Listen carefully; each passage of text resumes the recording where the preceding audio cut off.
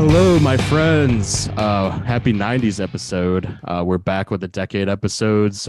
Carlos, Blaire, and good friend Mike, who was in the comfort episode. So thank you for coming back, dude. I appreciate it. Couldn't think of a more fitting guest, honestly, for the 90s. Are you a 90s baby, Mike, by the way? I am 2000. Close. Shit.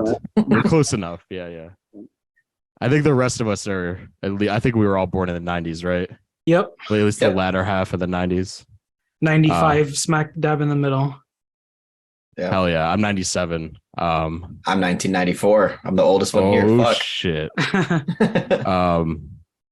So I guess like before we do the list, like this is kind of like a special opportunity for this series. Like, do you guys remember like an early movie you saw or like an early like theatrical experience of living in the 90s? Because I was born in 97, so I literally have zero, like probably seen like cartoons at an early age, but like do you guys have like a distinct memory from like 1990s cinema that still carries on? I think I remember seeing Toy Story 2 in theaters. Well, I remember is honestly, I don't know. I'm pretty sure I've seen Toy Story 2 in theaters. Yeah, That's same. amazing. It's about as much as I know. I think that's probably the earliest film I can remember that I saw in theaters was Toy Story 2. Because after that, like my earliest memories of going to the theaters were like early 2000s movies, like Yeah, same. Harry Potter and Shrek and The Mummy Returns and shit. Mummy Returns, yeah. Yeah. Scorpion King, all that stuff. My earliest memory is probably actually Takashi Miike's Audition, and then it came out in 99. Oh, yeah? My parents wanted to breed me to international cinema early on, so that was on all the time. No, but really, amazing decade. Obviously, we don't have to keep saying that. Every decade's pretty damn stacked. But like, I don't know for you guys, like this was the hardest list for me to make just because of the output of movies. Like, obviously, as time goes on, as like we get closer and closer to current times, I think we've all seen movies. I don't know. It might just be me, but like for me personally, I've seen movies more during current decades, like 90s and beyond. Yeah, me too. I don't know if it's the same for you guys. Like you could, even check your Letterboxd and see which decade, but like 90s onward, I've just seen like just too much shit to even count. So yeah. I'm the exact same way. Same here. that's it. Yeah. Is like my decade for most The movies. 2000s. Yeah, like 2000s, I'd say. Yeah, I think that's the case for sure. And it was like incredibly difficult for me to craft this list just because of the fact that since I kind of have a lot of nostalgic value that's like incredibly personal to me when it comes to a lot of the 90s films, it was like really painful for me to be like, okay, let me try to remove some of that. Like, even though a lot of the films that I have that kind of value with are still really fantastic films, but I tried to really do my best and be like, okay, let me try to evaluate how much like personal value I have with this film over like its actual like greatness. And it was hard to kind of do that. I mean, don't get me wrong. I mean, it's impossible to like completely remove that. This list is probably compiled of mostly films that I still have like a lot of personal attachment to. But yeah, it was for that reason, it was probably one of the most difficult. I don't know if it was as hard as as hard as the 70s, but it's probably at least the second most difficult list for me to craft so far. Totally. I feel like the 70s maybe had a more output of just pure, masterpieces that were, define cinema. But for me, the 90s had more movies that I have like a personal sort of connection to that kind of like makes me feel guilty leaving them off. Same. But again, yeah, like you're right. Like none of this has been easy, but this is like, Mike and I and Blaire too were talking about like how even right before this, I've been wrestling with my choices. Like the second we hit record, I'm like, shit. So it's not going to be easy, but we are on a time crunch. So we're going to just go ahead and start the list. Just dive right into it. And as tradition, I'll let our guests go first. So Mr. Mike, what's your number 5 film, please? My number 5 film is 1999's Claire Denis' Beau Travail, which So I do not have a lot of experience with Claire Denis movies, but I am well aware of her place in like art house cinema, the art house circle. I saw this movie. I rewatched it actually. I say like about a month ago by this point, and I had seen it before, and I did like it. I liked it very much. This is a movie about essentially, in short, it's about like French foreign legion officers in the desert, and it's like a day, more like a day in the life story. Um, that kind of Claire Denis' a direction in this movie is it kind of captures just the day-to-day mundane activities of these soldiers from like the female gaze perspective, and in that regard she does an incredible job in this movie of capturing the texture, the color, and like the feeling of being in the desert, and just like the look of this movie is amazing, and it's so colorful, but not much happens in this movie, which is really what impacted me the most. This is very much a case of visual storytelling. In some regards, this is a love story, that it has been described as a love story because although it's not like it doesn't directly tell you, this is a movie about like gazes and like looks.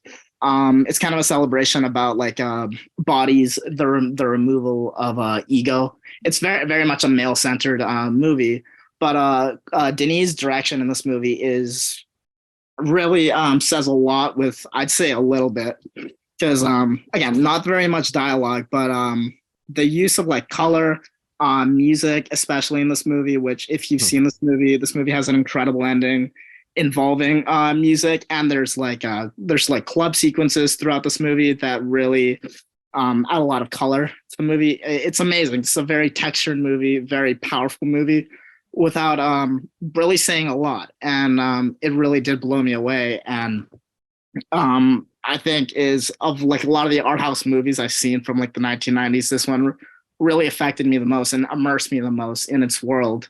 And it just really showed me how amazing Denis is as a visual director, and how much she can say with with just the camera. And I really loved it, and I say it's my number 5 for this decade. Sweet, man. I love that film as well. Claire Denis was like, I struggled with a lot of her films, but like Beau Travail was one that really broke boundaries, I thought. And like the way she kind of deconstructs masculinity and kind of like turns mankind in sort of like this animalistic sort of very objective viewpoints on them. And like, it's really, and like you said, like the visuals in that movie are like absolutely stunning. Like there's shots that really stick with me of them, like them in the landscapes and everything. So absolutely, yeah, an amazing pick. Like one of the things I love about it so much, this is such a like a primal movie. It's just very, very visceral, and I've never really honestly seen anything like it, and I highly recommend it if you haven't heard of this movie. It is on the Criterion Collection, so I'm sure it does have a following in that circle, like the Letterboxd circle. But if you're into movies that really just I don't know, just capture the feeling of just being somewhere very foreign, just almost very exotic, but it's super, super visceral, I'd highly suggest this movie. It's incredible. Me too.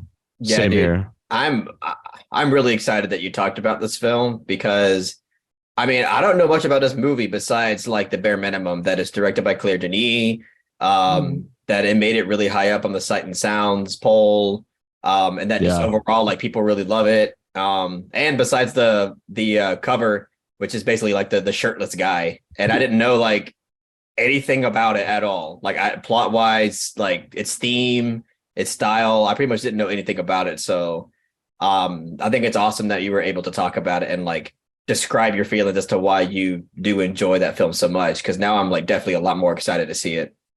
Same here. Honestly. Yeah, you guys will love it. You guys will love it. I think it's like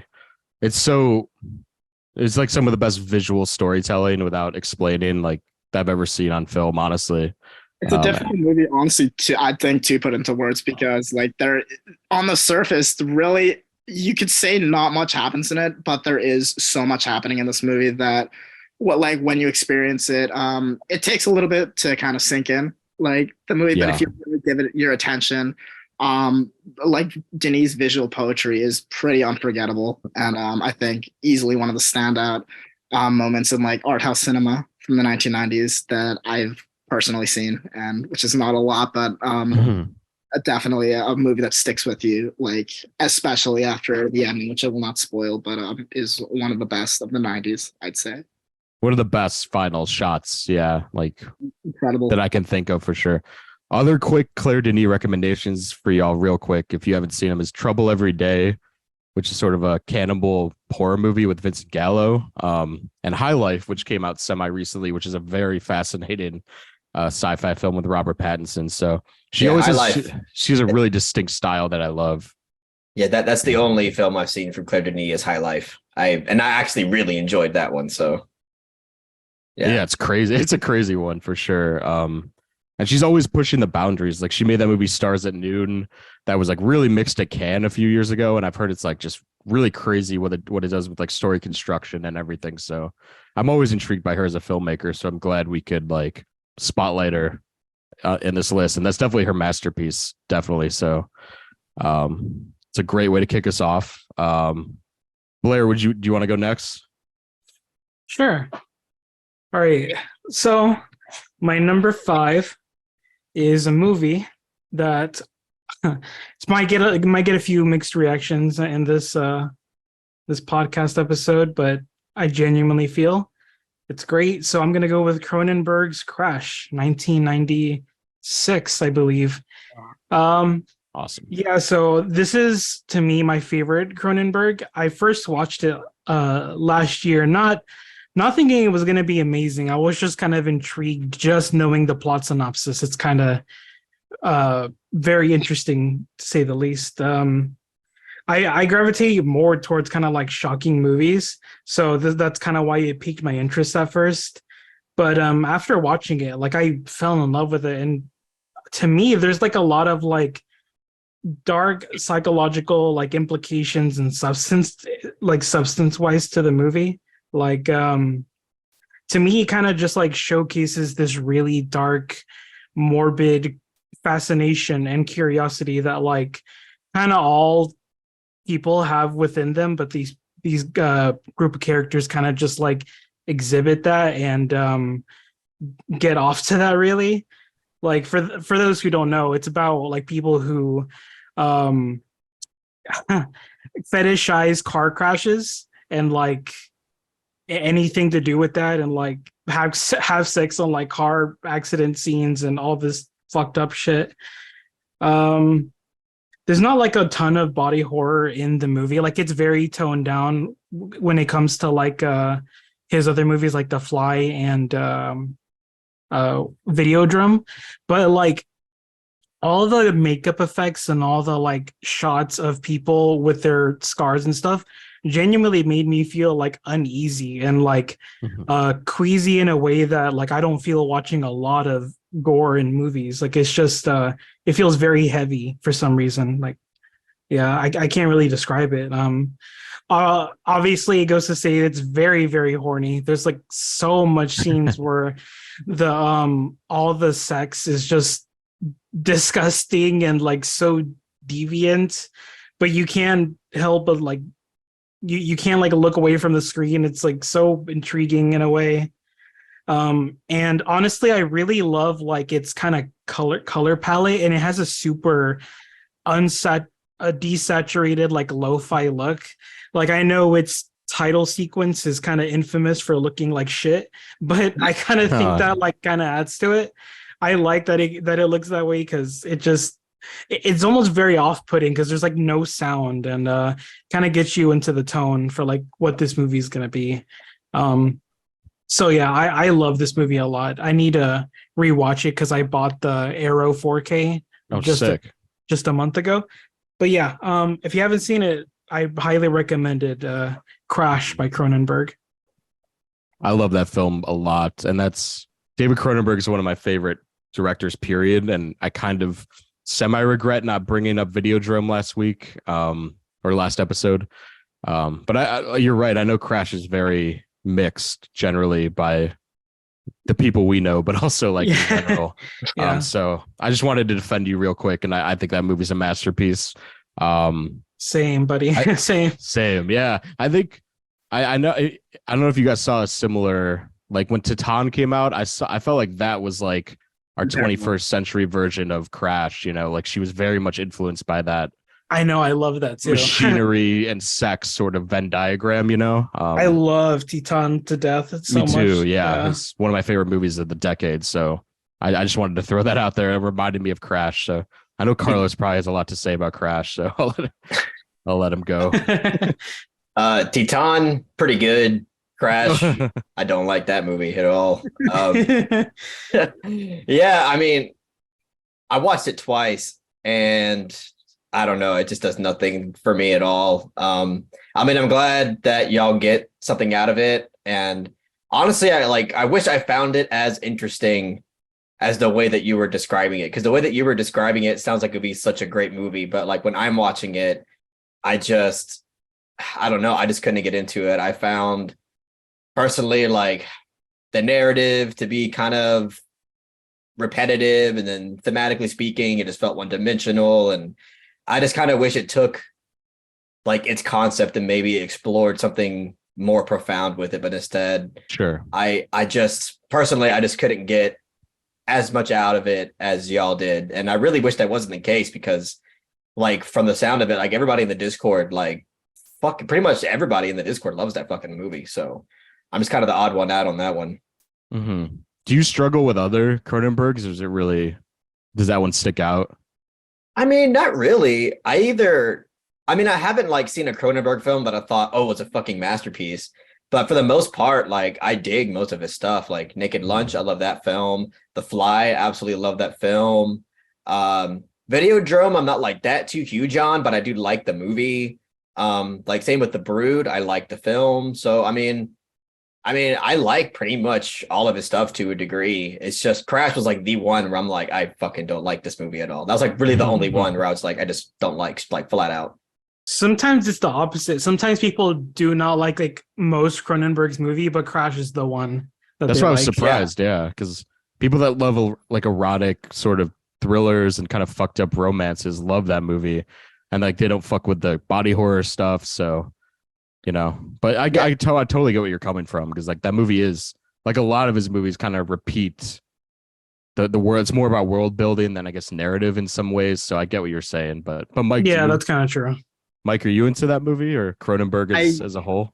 Well, I actually have not seen Crash. I've seen a couple Cronenbergs. I saw The Fly like almost like 15 years ago. Can't say too much if I liked it or not, but I've seen History of Violence many times. It's actually one of my favorite movies. Amazing film, yeah. Yeah, I totally agree. But yeah, I haven't gotten around to Crash, but I do remember in the early 2000s seeing the poster for Crash for the first time in like I don't even know, it's like a landmark theater, and being like, wow, that looks like something. I can't there's two posters, I can't remember which one, but definitely I haven't forgotten about the like seeing that poster, but I'll get around to it one day. But I do admire Cronenberg for his contributions to like body horror, like experimental stuff. I mean, he's a legend, so Totally. he absolutely deserves his props for everything he's done. But haven't seen it. Gotcha.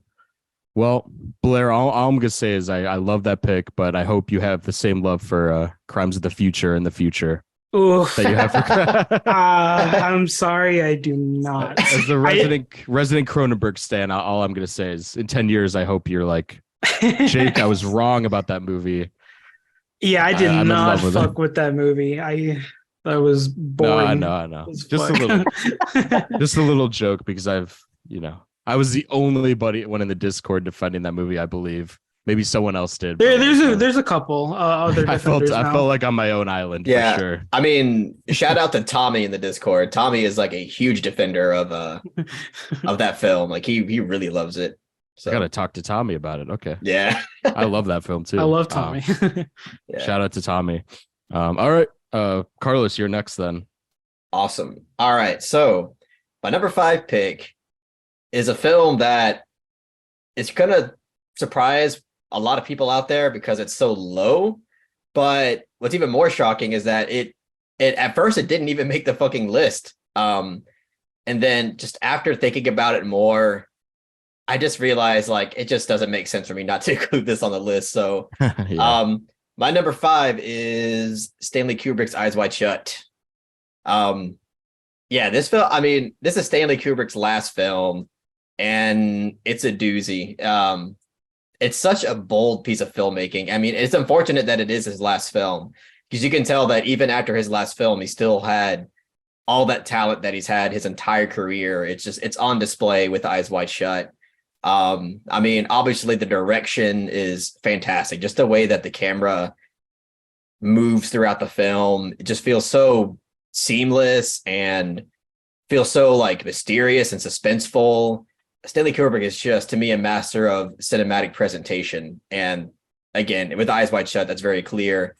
But yeah, this is a fucking wild movie. This is a wild ass film. I mean, like everybody knows about the like ritual orgy type scene of the film, and that is just like one of the most like ominous and unsettling and also beautifully captured scenes I've ever seen. And again, it's bold as hell. I mean, that shit is really daring to make. I mean, it's showcasing, you know, a depiction of the elites in a way that is, you know, it's incredibly suspect. And it's, I don't know, it's just such a darkly bold film. And that the fact that he went that far with this film, because it's like half erotic thriller and like half conspiracy thriller.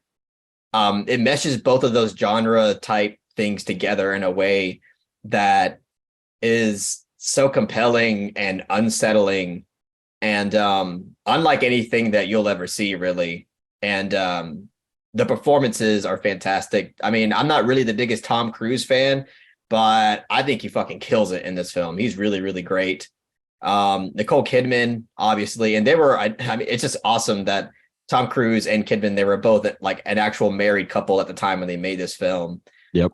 So them like making this film together, I just think it's just something like special to behold on screen, because you don't really get shit like that often.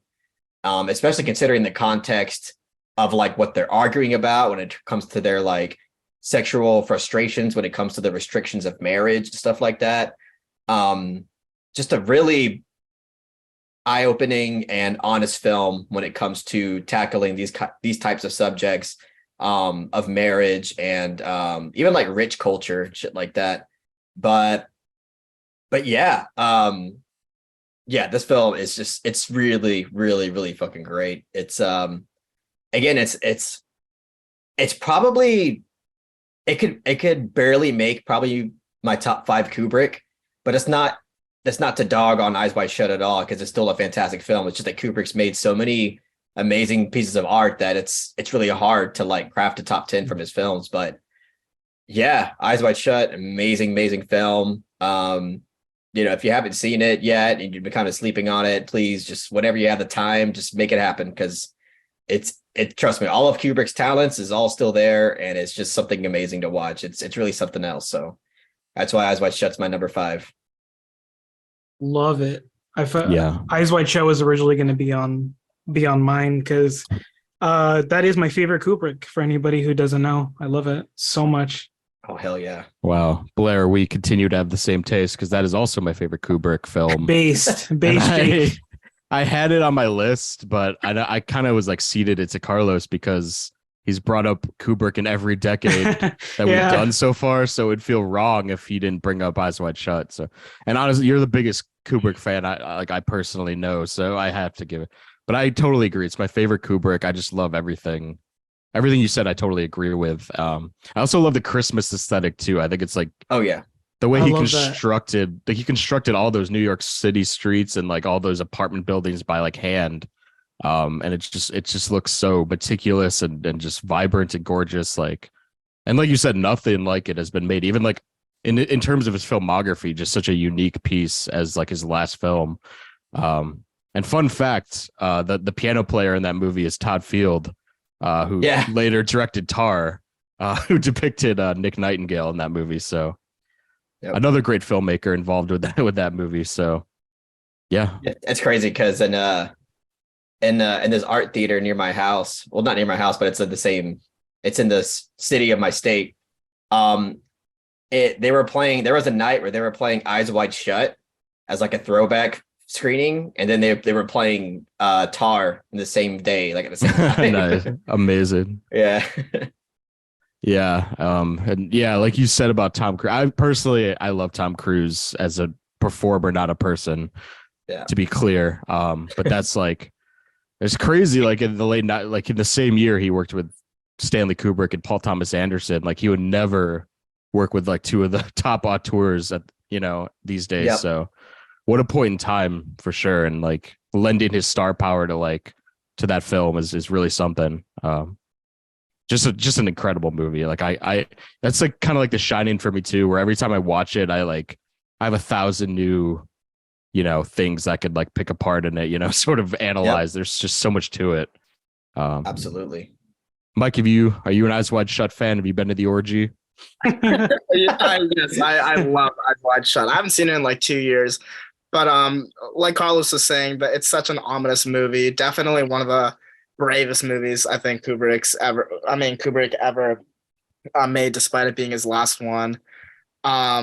It just more so, not gonna get too into it, but if you know like the theories about like Kubrick allegedly being killed because of this movie, it makes it even more ominous, I'd say. And but definitely, one of his most unique movies. Beautiful direction. That one orgy scene is incredible. So beautiful with like the little piano going throughout the background. Use of color is immaculate. I love it so much, and also just taking into account like the story, like the whole behind the scenes. It just really I don't know, sticks on in Kubrick's filmography as just a huge high point, and I'm very sad his career was cut short after that, because who knows what he would have had up his sleeve post Eyes Wide Shut. And definitely one of my favorite Cruise performances as well. Nicole Kidman, amazing as well. Love that one bedroom scene. Early on in the movie is amazing. So, one of the best monologues, in my opinion. Absolutely. Oh yeah, she's like so high when she's doing it too. It's so good. Incredible acting. Yeah, we haven't even talked about just like the crazy conspiracy revolving around Kubrick's death surrounding this film as well. Right. It's just like, we could talk for hours just about that too. Yeah. But yeah, that's like another piece of lore that's surrounding this film that makes it just like a monumental piece of filmmaking when it comes to the history of film in general. But yeah, I fucking love this movie a lot. So I'm glad I decided to include it. I thought I was out of my mind. I was like, what the fuck was I thinking? This needs to be in my list. Yes. I would be so ashamed, like if it didn't make the cut at all. Yeah. At least one of us would have said it, I'm just glad that the Kubrick stan could bring it up, which I want to ask, like, since his life was cut short, Carlos, like, if he had one more film or maybe many more films, like what kind of subject matter / genre would be like your dream Kubrick movie, like post Eyes Wide Shut? Like I know that's tough, but like, I always think about that. Like, what would you wanted him to do if he had like one more film in him? Personally, this might be a little biased, but I would love to see him tackle just straight horror again. Yes. Really anything in the horror genre, but personally, just like another psychological type horror film, I think he could absolutely kill. Or do like a dystopian, future kind of film, something like Children of Men-esque, like, Kubrick handling something like that, I think would be just absolutely amazing. So, yeah, that's what artificial intelligence was gonna be in a way. Yeah. But that's true. Yeah, he prepped that movie, so that would have been his next. He was going to do more sci-fi. So, yeah, that's a good point. Spielberg schmaltzed it all up. Yeah, I do not like that movie. I'm sorry, it's not. It's too much schmaltz. Too much. I think it has a decent I haven't seen it in such a long time, but I think I remember it having like a decent like first act or so at least, and then I just feel like the movie just kind of gets worse as it goes along. Yeah, the first act in itself is really great. It literally could be like a great short film. Yeah. A Kubrick homage, yeah. Yeah. I love the movie, but I totally get what you guys are saying. It's not. I kind of watched it before knowing that Stanley Kubrick prepped it, like when I was younger, so I didn't have that sort of in my head. But it's definitely something to think about when you're analyzing that movie. Honestly, I need to watch it again. It's been like at least 6 or 7 years since I've actually seen that movie from start to finish. Yeah, I'd love to know your take on it for sure because it is such a Kubrick product. You know, it's very much his vision passed on to someone else, which is crazy. But yeah, Eyes Wide Shut, great movie. I'd definitely an early contender for the top 10 of the 90s for sure. I'll go next. My number 5 is a film by one of my favorite filmmakers, which honestly a lot of these are in the 90s. I try to showcase one from like 5 of my favorite directors ever. So the first one is a Mike Leigh film, and it's got to be Secrets and Lies. Hell yeah. Objectively speaking, I think is the greatest film he's ever directed. And man, I mean, this movie, I know, Mike, you're a huge, all of you, I think, love this movie that have seen it, but I'm going to let you guys chime in as well. But like, I think for me is one of the best depictions of human relationships and family life ever put to screen. And that's something that Mike Leigh has been such a just kind of like push the envelope in terms of, you know, depicting family life and sort of middle class lifestyle in Great Britain. And like this movie is like the ultimate slow burn family drama too, because like it's all, you can feel the tension just sort of rising and rising as this movie goes on.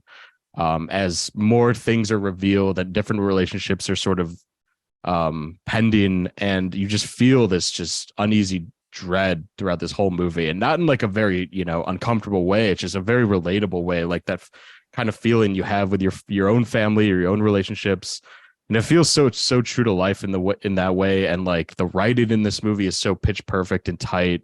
Brenda Blethyn, who plays the mother in this movie of the long lost daughter, you can see her there in like one of the best shots, one of my favorite shots in cinema history. One of the greatest performances Mike Leigh's ever gotten, if not the best, next to like David Choulis in Naked. But man, the way this movie unravels is just so masterful. The dialogue is just so pitch perfect and so collaborative, because like Mike Leigh works so tight and well with his actors, which is something I really appreciate. And the ending is such an emotional, just gut punch, but also so cathartic at the same time. It's just, this movie makes you feel just so many facets of emotions, and that's what Mike Leigh always intended to do with just simple conversation and human interaction. I think it's just masterful, and rightfully won the Palme d'Or, I believe, when it came out. Hell yeah. She won Best Actress for Cannes too, Brenda Blethyn. Brenda Blethyn, yeah, also very well deserved. So as well. If I'm no disrespect to Frances McDormand and Fargo, but Blethyn's performances. That's that's a crazy tight race. Those are two of my favorite performances on film, right there. Damn. But yeah, holy yeah, it's brutal. Honestly, yeah, that's crazy. But yeah, just a film I love. I just adore Mike Leigh so much, and not my personal favorite Mike Leigh films might be elsewhere, but if I were to say the best and the one that made me fall in love with Mike Leigh even further was definitely Secrets and Lies. So I'll definitely let you guys chime in because I love that film so much. Yeah, dude. Obviously, I got to shout out Mike here too, because he's the one that brought this film to my attention during one of the hauls. And Jen actually blind bought this film based on Mike's recommendation. Yep. And oh wow! When we watched it, and fuck, I was blown away by this film. I didn't even like expect to watch a masterpiece, but that's exactly what I got. Yeah, this film is, to me, I mean, obviously, I think this film is fucking perfect. It's, I mean, beautifully written from start to finish. It incorporates humor so well. It incorporates dark drama incredibly well.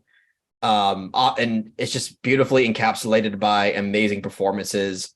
Obviously, like we already talked about, Brenda Blethyn, she is so amazing in this film. I mean, it's kind of mind-blowing how great she is in this movie. Yeah. She just comes off so fucking like authentic, and she just, I don't know, she just does a wonderful job embodying that character. And yeah, just like you said, like when it comes to like the thematic notions of like a dysfunctional family, and again like holding in things about each other for the sake of peace and not being truthful about certain things, and everybody kind of having sometimes secret drama with each other but sometimes open drama with each other, and it's just like this constant like clusterfuck of drama between each other that, you know, is to me like beautifully kind of explodes in the third act, as we see. But like the explosion of emotions that we get in the third act of this movie is just fucking amazing. Like I was just in awe of everything that I was seeing. I was like, wow, this is beautifully acted, beautifully written, beautifully directed. Like everything about this is just so impactful and compelling. So yeah, this movie is this. I love Secrets and Lies. That was actually my number 5, and then I just thought about it for such a long time, and I had to give the edge to Eyes Wide Shut. But I mean, that's how much I love this movie. I think it's absolutely fantastic in every way. Yeah. Totally. I haven't seen the movie in a while, but just I remember being so like affected by this movie's like themes of family, secrets.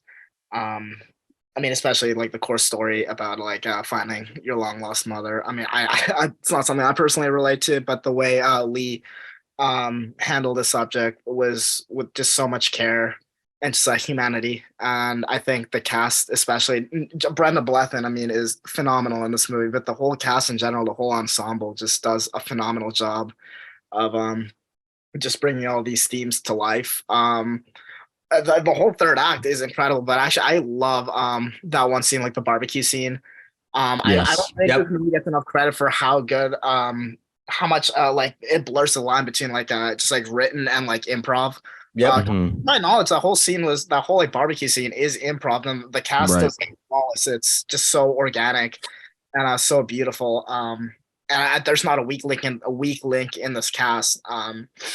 Just really an incredible just piece of cinema, just piece of drama, just anything. It's honestly like a timeless movie, and how well these themes are explored. Just so realistically, just so organically. It's a beautiful movie. I haven't seen it in a while, but pretty unforgettable stuff. So totally one of my favorite Lees. I would not argue if you said it's like his greatest achievement, because I pretty much I do think it is, like objectively speaking, like the greatest thing I've seen quite a few. Yeah, I cannot wait to watch the film again. I only watched it once, and I am just so excited to watch it again whenever that day comes. Yeah, because it's like so. The first time it's so. I've seen it like 2 or 3 times. It's so emotionally just taxing, and when you get to rewatch it, it's like you kind of analyze his camera movements, which are so precise, especially in that diner scene.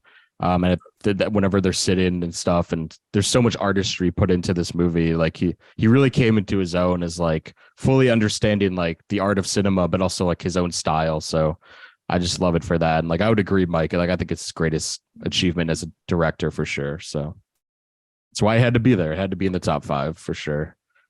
Yeah, Mike, do you want to? I think your number 5 is next. Your number 4, sorry, is next. 4. My number 4 is the Abbas Kiarostami movie from 1997, Taste of Cherry. Now, this is a movie that is pretty popular. I've seen in like the Letterboxd circle, the Criterion circles. You know, I mean, I think most of us have seen this movie, to my knowledge. But I saw it a couple years ago, kind of when I was getting on with my journey with like art house cinema, delving more, and I really was blown away by this movie's minimal structure. How it is essentially just 3 big conversations revolving around mortality, suicide, religion, just many topics. But it's a movie that I think handles these subjects so carefully. It does not go over the top whatsoever. The conversations are just flow very organically. There's not a lot of flash to it. It really is just three big conversations and this man driving around Tehran.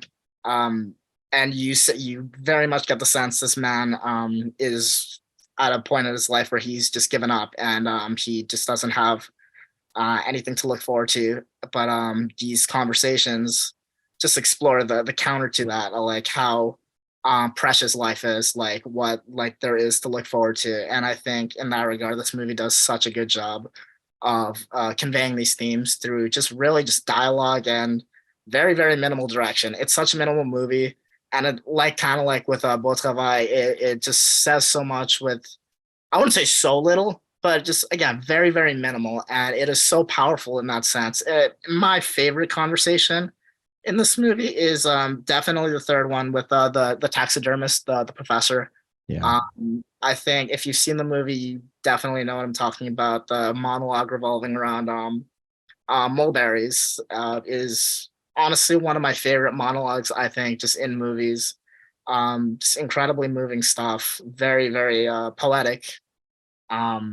But overall, just a really amazing movie, and one I've seen many times actually. This actually, I think, a movie I do see myself just coming back to quite often. I just saw it in the theater like about a week ago, and just sitting right there and just immersing myself in the world of this movie really, really, I don't know, drove home all its themes probably the most in regards to how many times I've seen this movie. It really just never fails to move me, to really make me reflect on a lot of issues in my own life, the world at large. It's an amazing movie from a filmmaker.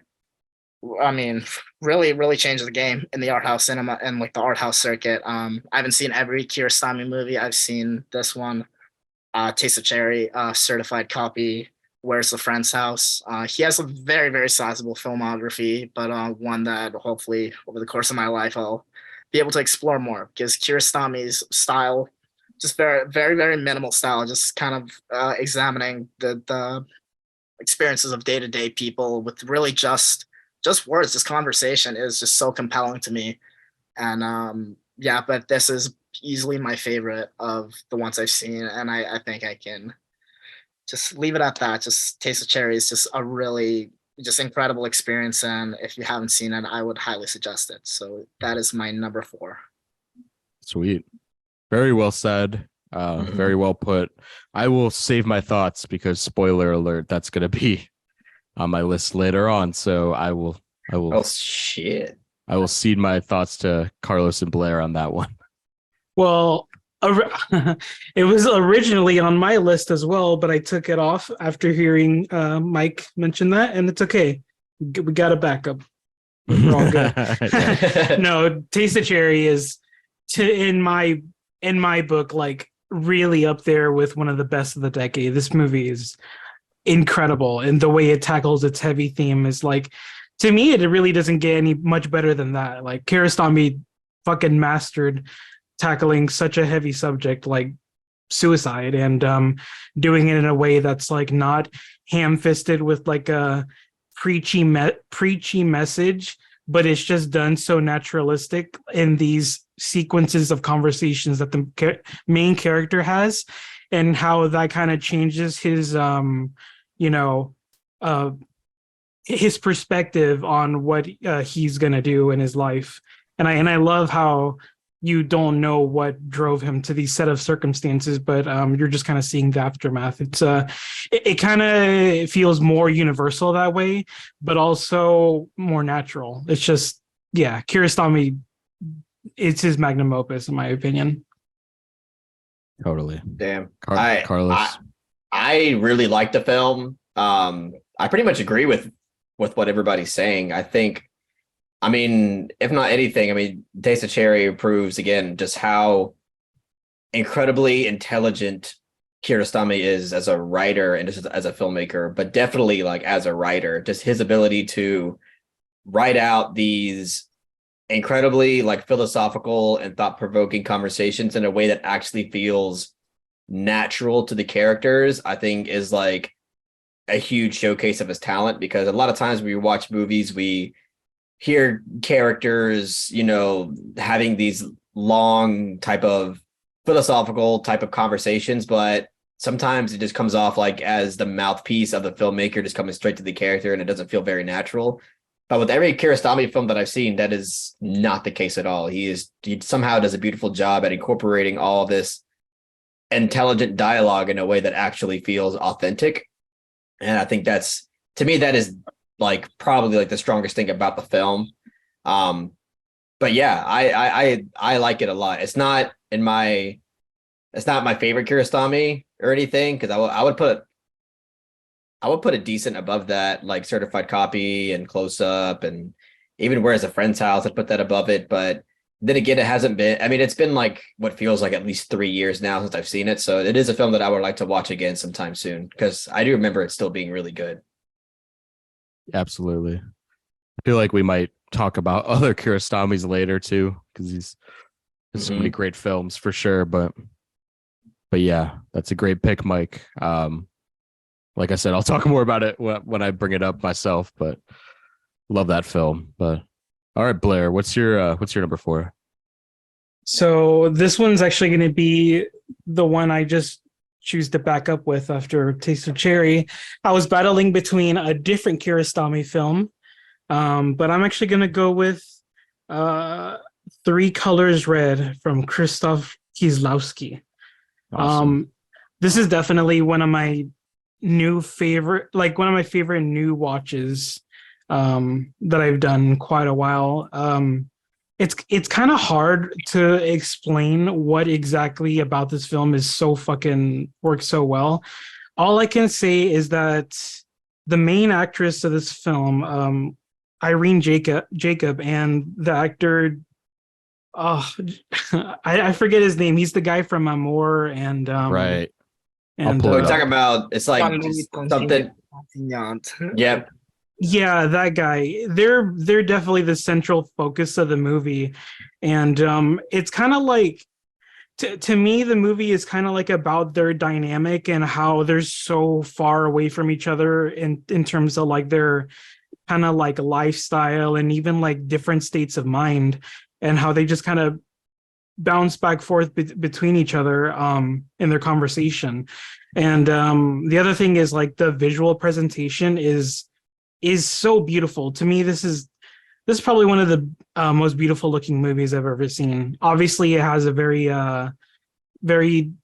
deep like red thematic color, like the rest of the Three Colors trilogy does.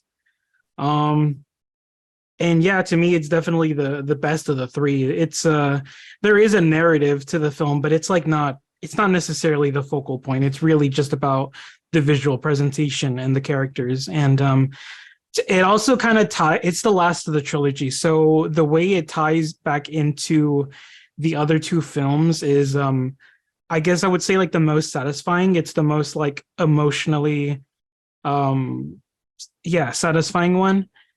I highly recommend anybody who's seen any of the Three Colors films to check out this one, because it's fucking great. It's definitely one of my favorite films of the 90s. So yeah, I'll leave it there.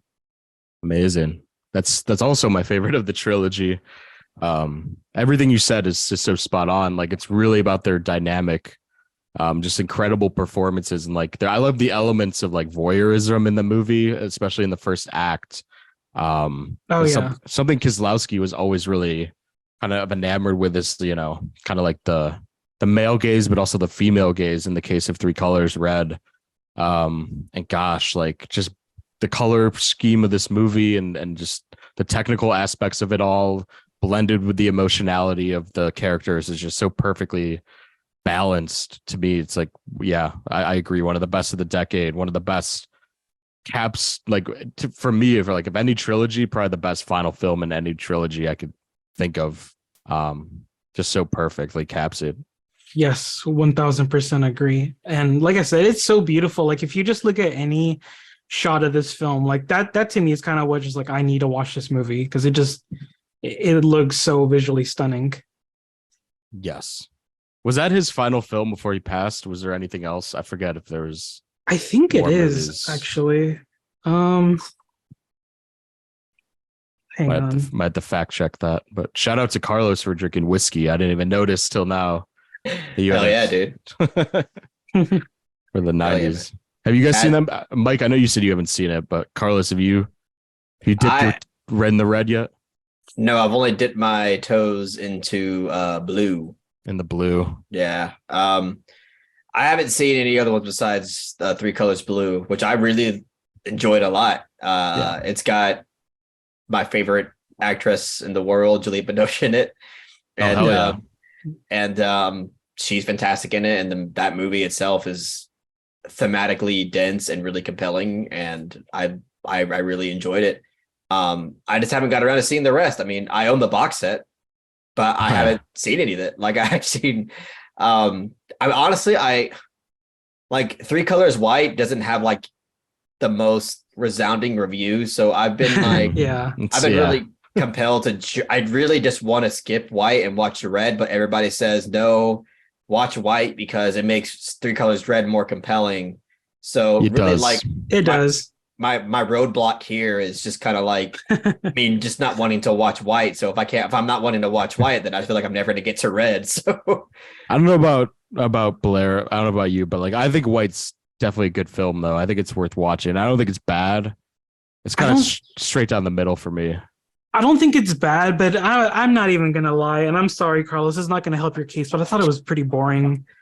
I was not into the main characters, but it's fine. I mean, it's good to just watch once and never watch again, and just definitely worth it for Red. It's definitely worth it because Red is like such a moving film. It's really beautiful thematically and, like I said, visually. So yeah. It's definitely worth it to get to that point because like when Red wraps up and everything comes together, you're like, holy shit. Yeah, and it really gave me help. goosebumps. Yeah, it does. And if seeing White would definitely help, so I recommend it.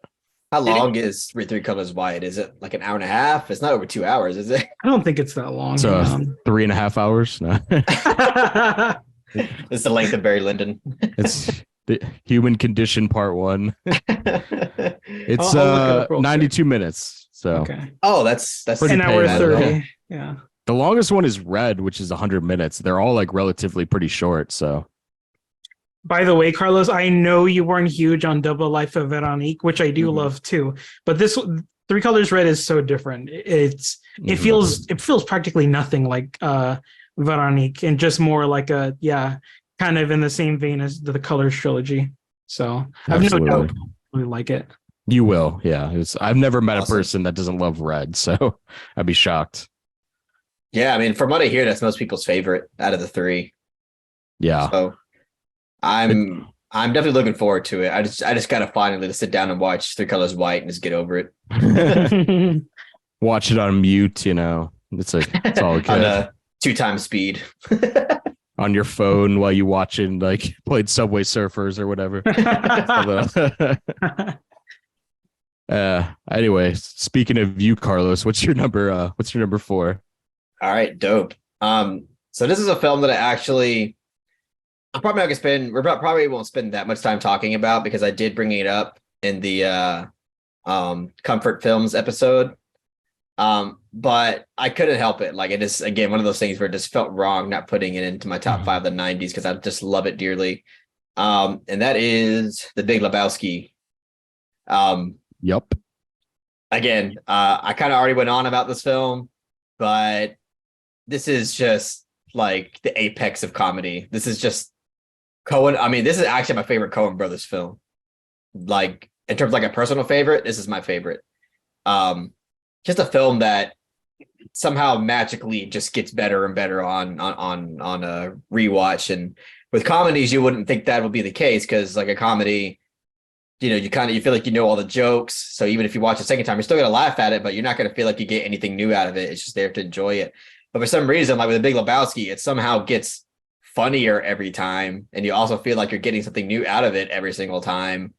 And it's just like such a blast to watch. And it's a great like conspiracy film too. Like it's just kind of like poking fun at like conspiracy films and also like at like the neo-noir genre too, when you think about it.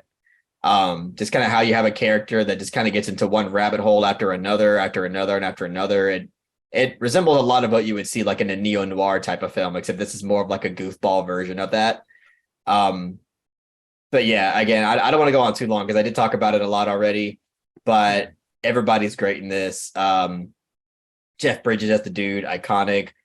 I mean, Jeff Bridges as the dude. Yeah, he's fucking really great. And then you have John Goodman as Walter Sobchak, which I don't know. I think he might be my favorite character in the movie. He's just so best, yeah. He's just so good. Every time he's on screen, I'm literally like dying of laughter. He's just so fucking good in the movie. Is this your homework, Larry?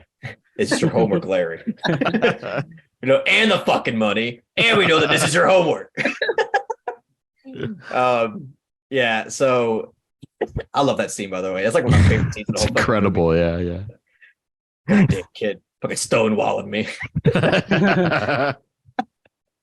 But yeah, it's just goddamn. I swear to God, this movie is just perfect. It's a perfect comedy, and it's a movie that when I watched it the first time, I didn't love it that much. Like I liked it. I thought it was, kind of like just a fun, silly movie, but like I wasn't that in love with it. But like the more I thought about it, I'm like, I kind of want to watch that again. So I watched it again. I'm like, okay, this is fucking really funny. And then I just found every single time I'm watching it, I'm like, okay, this might actually be one of my favorite movies of all time.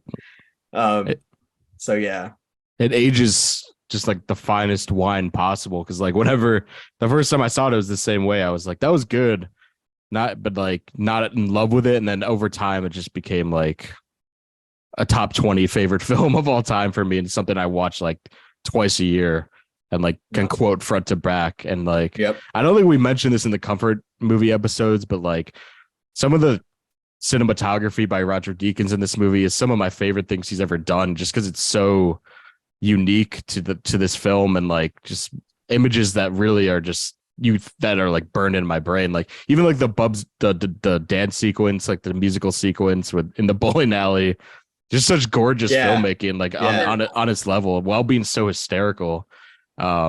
Just like God, like every beat of this movie, I love to death, dude. Even like the subtle humor that's not meant for laugh out loud shit makes me laugh out loud.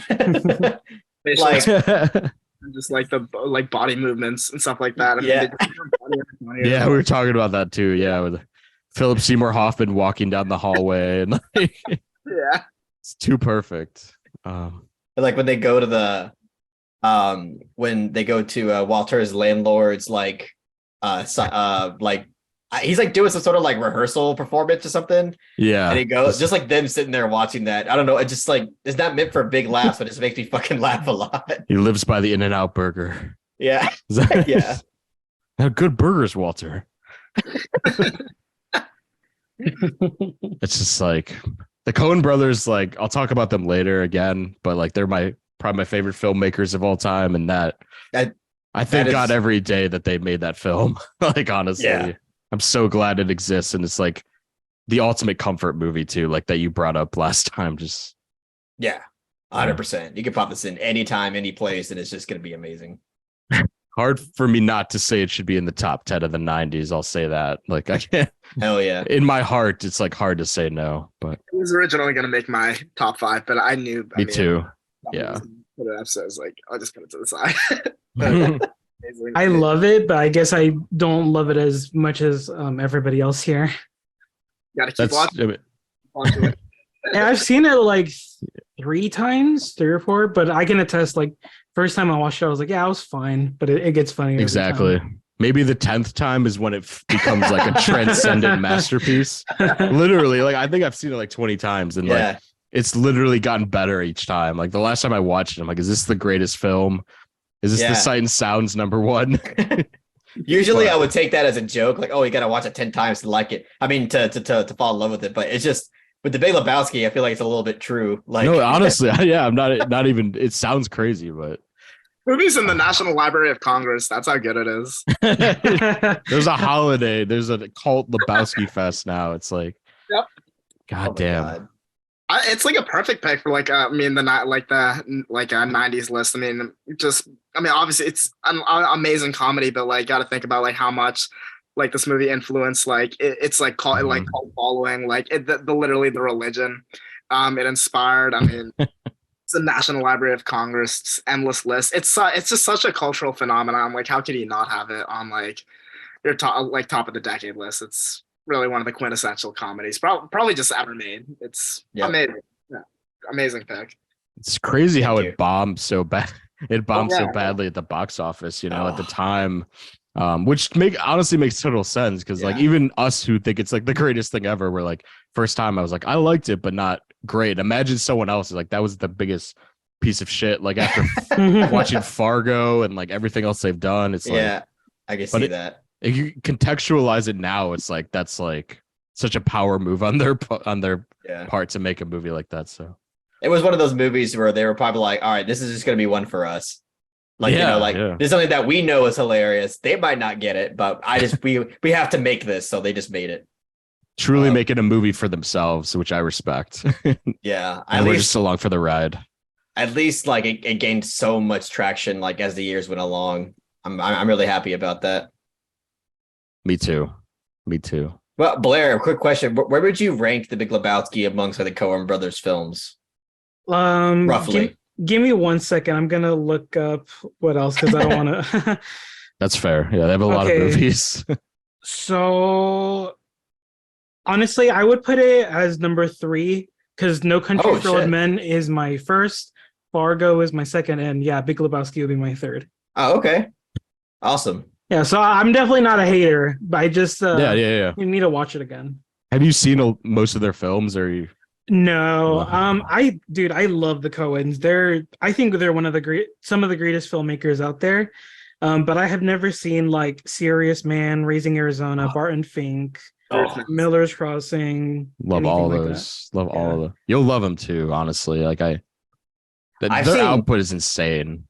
I've seen so much Coen brothers, but the two that I haven't seen that like I really, really need to see is Raising Arizona and A Serious Man.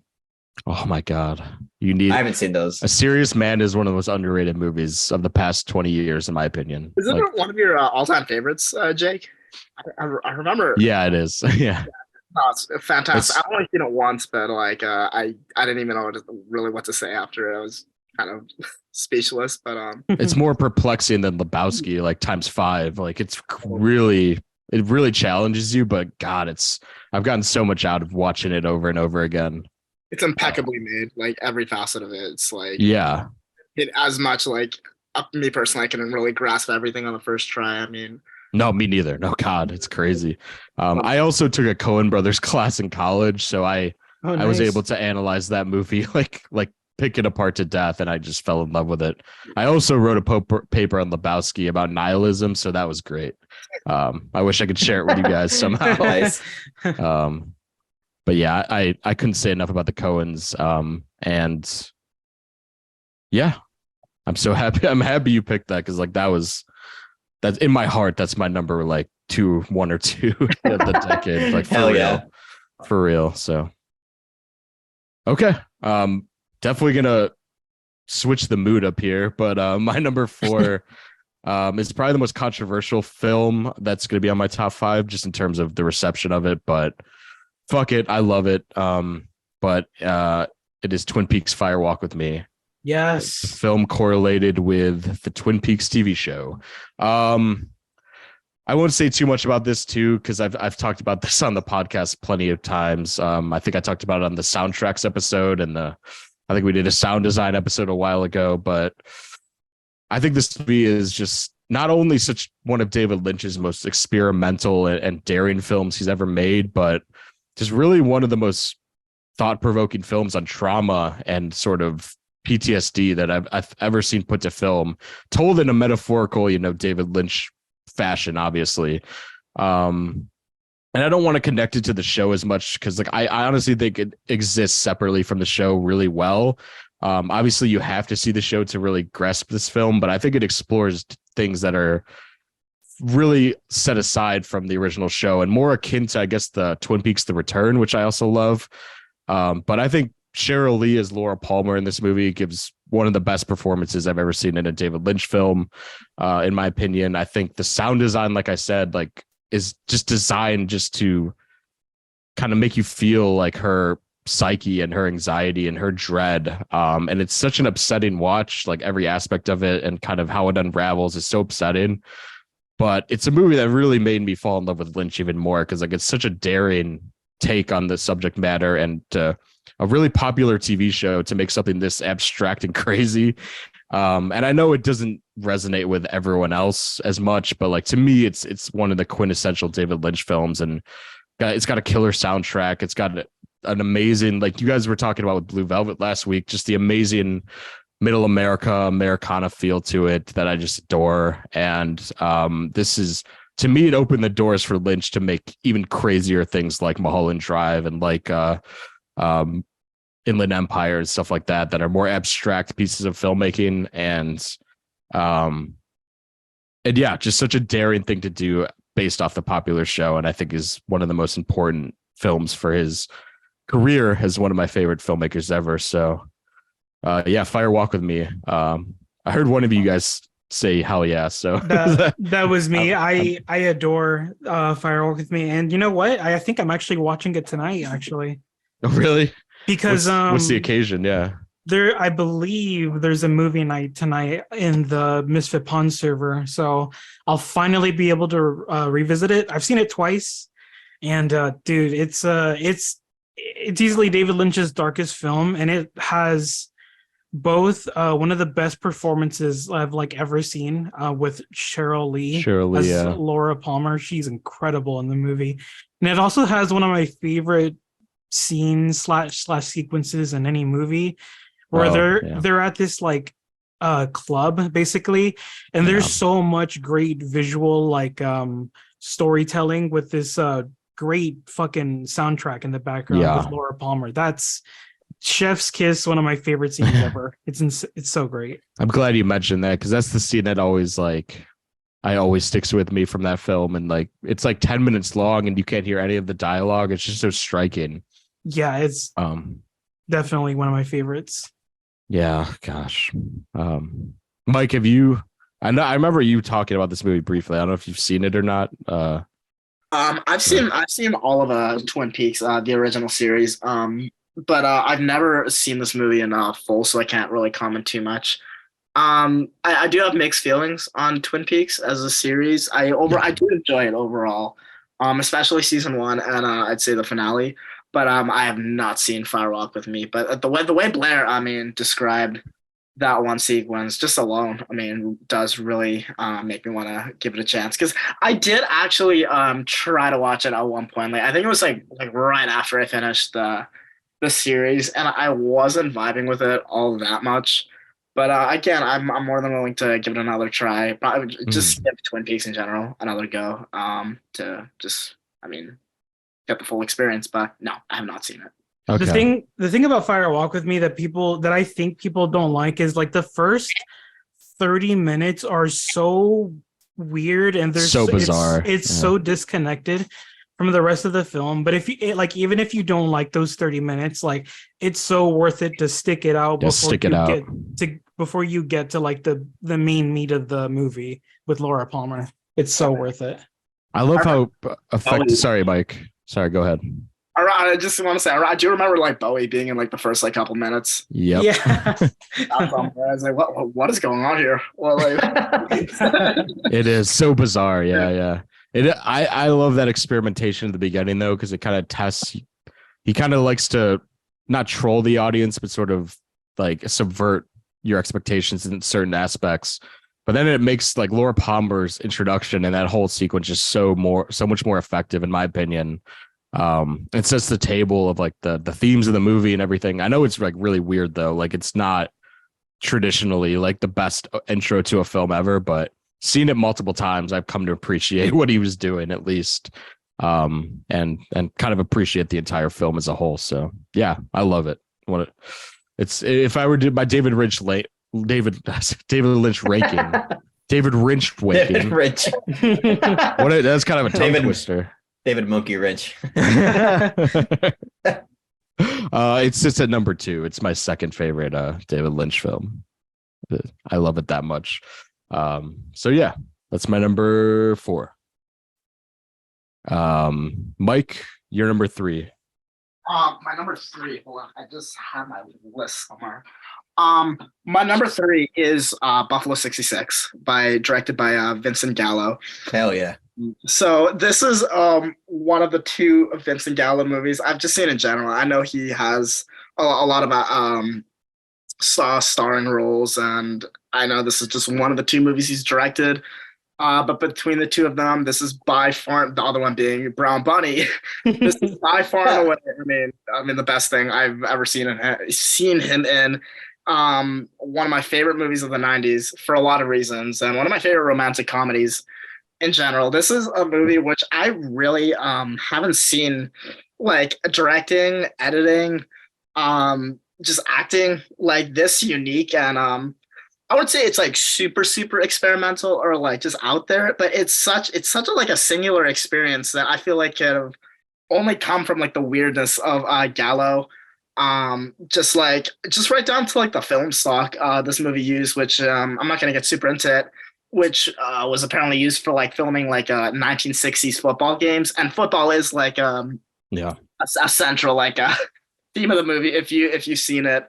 But overall, this is such like a beautiful experience, very unique, very singular, very hilarious, and just a movie that I really does make me wish Gallo tried more, because his performance in this movie, it's kind of typical Gallo, but I love the way his character evolves with Christina Ricci, who's the young girl like he takes along with him, because if you have not seen the movie, it is about a man who is released from jail, and he basically has nothing anymore, and the crime he committed is explored later on. But he's essentially a loser who still somewhat cares about like impressing his parents, so he takes this young girl just off the street and kind of rolls with him to pose as his like fiance or wife, and the whole experience is just it's kind of a movie that like deals with like themes of like I've heard like Stockholm syndrome in like a way, and like the way the romance is explored, but it's not like weird. It's genuinely, this movie is so unique because it has like such a good heart.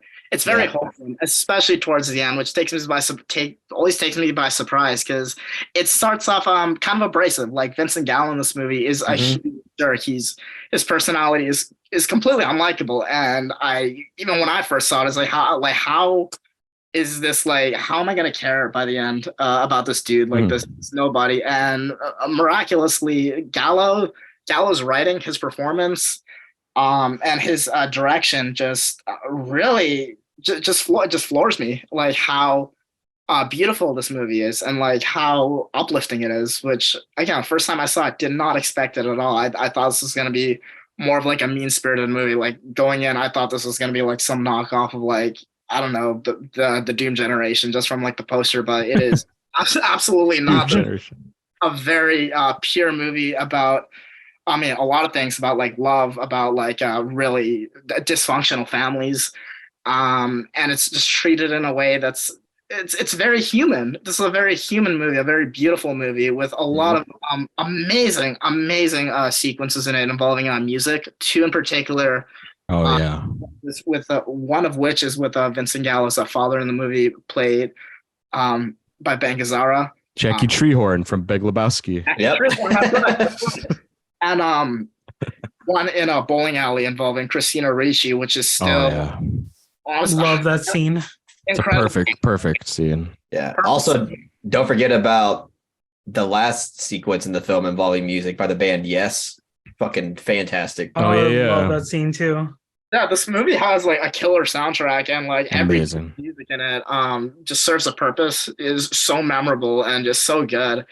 And it is a movie that has very out there choices, especially with its kind of like, I wouldn't say it's a centerpiece, or maybe it is, with like this like family reunion dinner where Vincent Gallo brings Christina Ricci to meet his parents. It lasts like a very long time, but the way Gallo like lets the humor through the scene flow, and while making it feel like very awkward at the same time, is just so awesome. And it just works. It works amazingly. And this movie, it was just such a huge surprise. It's by far just one of my favorite movies of the '90s, just for how singular it is.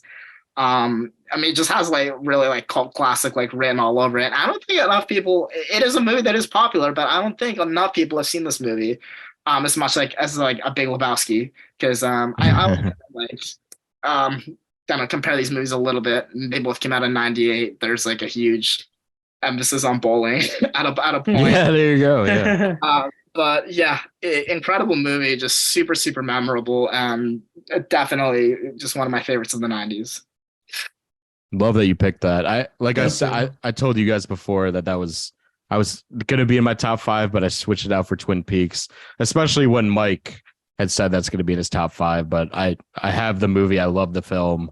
This was a movie I was very obsessed with, like when I was in college, sort of discovering more films. This was like, to me, it was like one of the greatest independent films I'd ever seen. I still stick by that. It's one of the greatest debuts and sort of character studies romances ever put to film. And, you know, Vincent Gallo, say what you will about what he turned into, but like this was such a lightning in a bottle film, just so incredible and hilarious. I think it's a very funny movie at times, like really darkly funny. Like him just like talking about how he's like, I'm used to driving luxury cars, not this piece of shit like stick shift car. Themselves.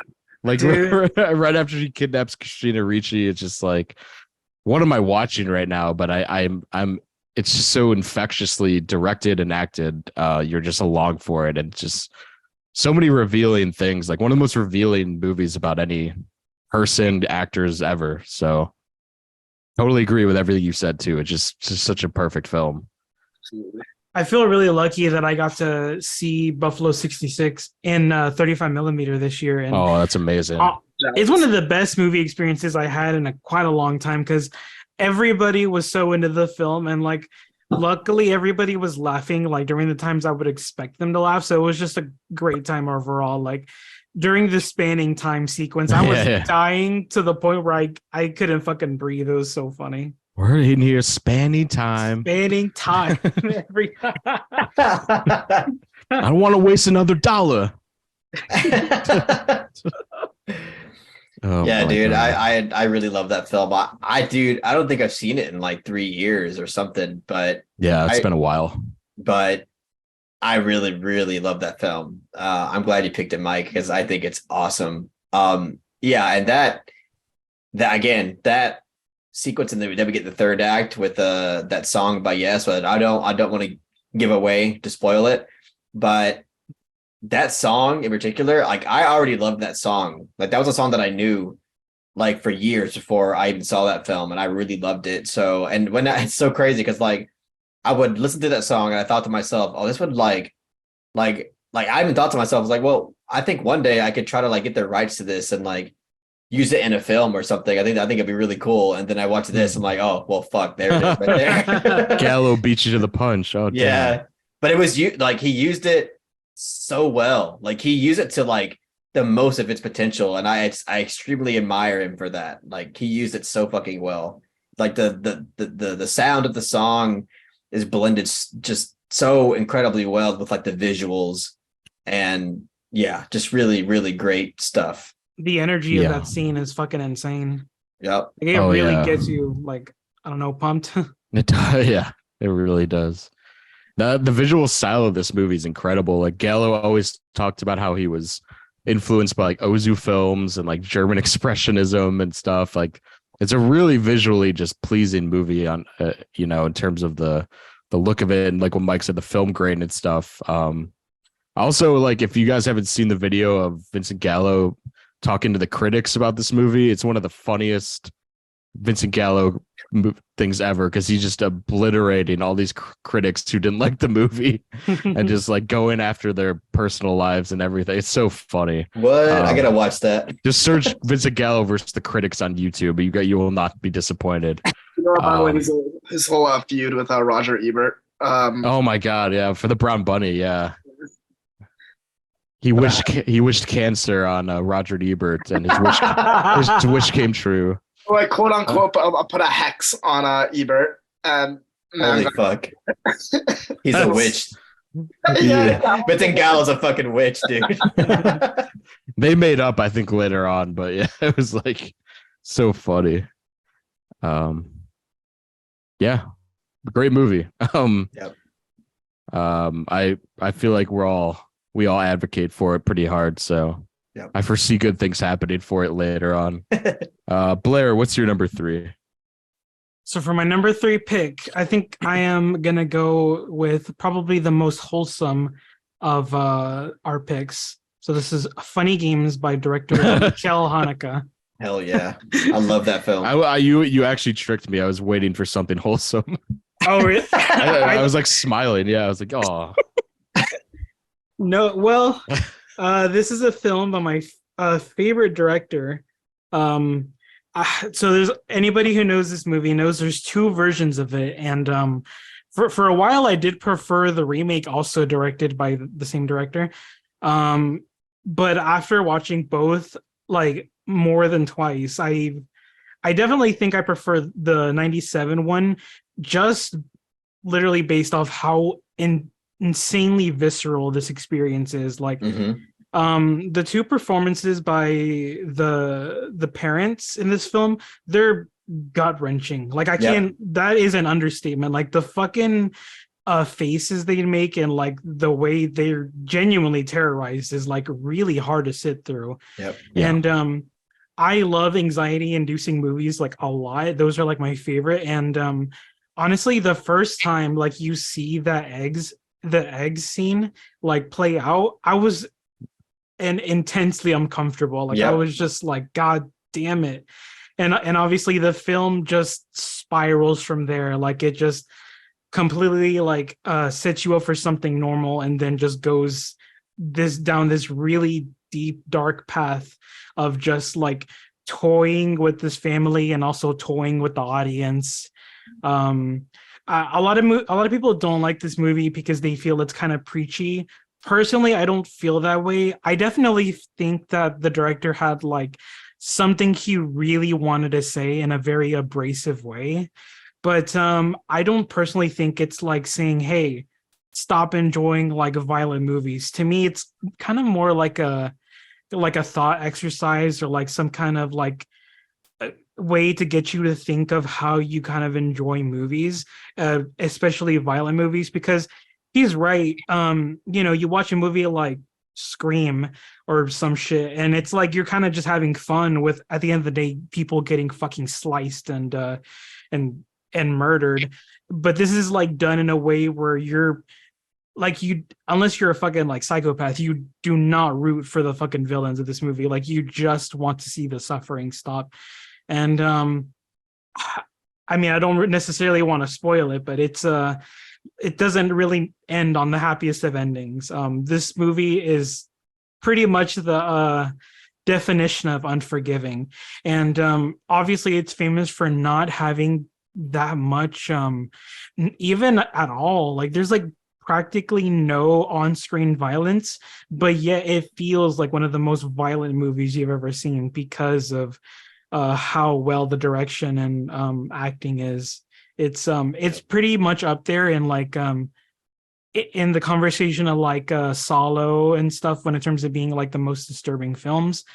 But it could like honestly have like a PG-13 rating if it came out today, just because there's no like gore or anything. But that's interesting, because he uses a lot of like sound design in the off-screen space to like get in the audience's head what exactly is happening, and it makes it even more terrifying at times. And I think like Haneke was brilliant for being able to do that in this film.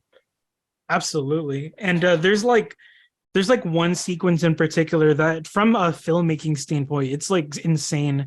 It involves like a very, very, very long take where a character has to like do these actions that like there's no like getting around it. She's actually doing these like really tough actions that their character has to experience. I'm keeping it vague just in case you haven't seen it, but it's intense. But yeah, I don't know what else I could add to Funny Games. I think it's a one of a kind experience. Yeah, it's an incredible movie for sure. I always forget that there was an American remake, and I've heard a few people say they prefer the American remake, which I haven't seen, but there's something about not knowing who the actors are in the original that I feel like might be what I prefer, because I know the remake has like Naomi Watts and Tim Roth, right? And it's like That's one of the things that I love that you pointed that out. That I mean, it's harder to I mean, it makes it better that like the actors in like the original are like more people like you've never seen, unlike like Naomi yeah, Roth. Because I saw Funny Games for the first time when I was like 11, and just Jesus, it's like art house movie with like these actors I've never seen in these just horrible scenarios, just made it all the more disturbing and just like unforgettable. Because it just really felt like I was just witnessing like a real family, just be Yeah. completely tormented by these. yes, And also to me, like a fucking huge thing about it too is that the first one, it does, like when it comes to the like color grading and the color palette, the original, it's a lot more natural looking. Like when you compare the color palette and the color grading with the remake, the American remake looks, it has that like classic 2000s like color, like dull color grading kind of look. Like it's very gray and just looks like it's like void of like any natural color. It just looks kind of very, again, just looks gray as hell. It does But- look like 2000s horror. Sorry to interrupting. Yeah, thank you. Like it, but like the original, it just looks like you're like all the lighting looks natural and and the color grading looks natural. So I think that adds to that level of like authenticity, along with the fact that we don't really know, you know, as Americans, we don't really know who these actors are really. Mhm. And like and the performances, like Blair touched on, are more visceral. Like they just come off a lot more like just you could feel the suffering from the family, I think, a bit more in the original than like in the remake. And Mm. that's saying a lot because I mean Tim Roth and Naomi Watts. Naomi Watts is in the remake and they're fucking phenomenal actors, but something about the way the suffering of this family is portrayed in the original, like Blair said, it comes off more visceral. And I think those Feels two things, real. yeah, It and totally does. the performances, and again, I think the color grading just kind of go a long way with the original. Mm. Yeah, absolutely. Also, I want to admit that I haven't seen a lot from Mikkel Hanukkah at this point. I've seen Ooh. the piano teacher that I think it's called like 71 Fragments and a more. So You haven't Where did- seen the cachet? I have not seen the cachet. That's definitely where I want to go next. But I've always, you know, honestly, Okay. Funny Games and Piano Teacher were so hard for me to watch. It's kind of hard for me to go back. That's But understandable. I do eventually want to conquer Mikkel's filmography because there's so many like compelling looking movies. Like is it the White Ribbon? I think it's like the black and white one that looks really interesting. Oh, I it's know you great. guys adore Cachet, so that's always high on my. Must see masterpiece. Yeah, to me, that's his best film in my opinion. I'd agree. Yeah, I'd agree. That film is, oh my Okay. god, that movie just Really hard to pick a favorite from Hanukkah. Honestly, I've seen everything up until, funny enough, his last three movies. So like Yeah. Ribbon Amour and Happy End. But yeah, like I love Funny Games. Piano Teacher is amazing. I love The Seventh Continent, which is actually me too. Me It's too. incredible. Gets Yeah. better. every That's like his time. debut, right? That's his first Yeah. movie. Basically, yeah. Knocks it out of the park. It's Damn. his debut. That movie's movie's amazing. fucked up. Like that movie ruined my day. Yeah. It Not a is, lot it of really movies is. ruined my day, but that movie put me in a shit mood the whole time. The amazing part is like not much like really even happens on screen in that movie, yet it's like so just Yeah. horrifically uncomfortable and just like awful to sit through. But there's not really like that much on screen. Kind of like Funny Yeah. Game, Yeah. but I don't even know which one like I'd say was like more impactful. They're both so disturbing and just so It's weird with the Seventh Continent because it's almost like the symbolic gestures of that movie is just what fucks you up so much. Jesus Like- Christ. Like it's not even like I mean, yeah, the context is fucked up too, but like again, it's not even about necessarily like, you know, characters or gore or anything like that. It's a lot, to me, at least what I got out of it, it's a lot about observation. honestly. Yes, like and what we just see unfold, again, symbolically speaking, with these characters, Yep. and the actions that unfold with them is just like it's almost unlike anything I've seen. Just the way that it's kind of put together, and the fact that this was like Haneke's first film, basically, is just kind of mind blowing because it's so effective. Jesus. It's a fantastic movie. Yeah. Well, Yeah. damn, that gives me a big incentive to watch that next. So, Yeah, it's great. what year did The Piano Teacher come out? Is that the Yeah. 2000? 2001. Yeah. I feel like there's going to be a big fight for the 2000s, that or Cachet. So I know, yeah. Well, I know Carlos is gonna go for one. I'll let him go for that one, but I got a different one in mind. No, I know that's what I'm saying. I know Yeah. your guys' taste, so I know I'm gonna try to watch Cachet before that episode, by the way. So Oh, please do. I will. Piano Teacher is a masterpiece, so I know that's my favorite I've seen by far. I agree, King. I agree. It's so good. It's so good. Okay. Oh yeah, Carlos, you're next. Yeah, you're number 3. All right, so my number 3 is a pretty fucking obscure pick. I don't think like very many people have seen this film. Forrest So, Gump. you know, I'm sorry if it's not like something that you've ever heard of, but It's all right. it's a film called Toy Story 2. I knew it. and I'm sorry, like I have to pick this movie. This is my favorite animated film of all time. And I know it's cliche, and I know it's not like a normie saying that, but like this film to me is genuinely brilliant. I mean, I really couldn't ask more for like an animated film that's mainly aimed towards children, but is still so incredibly compelling for adults.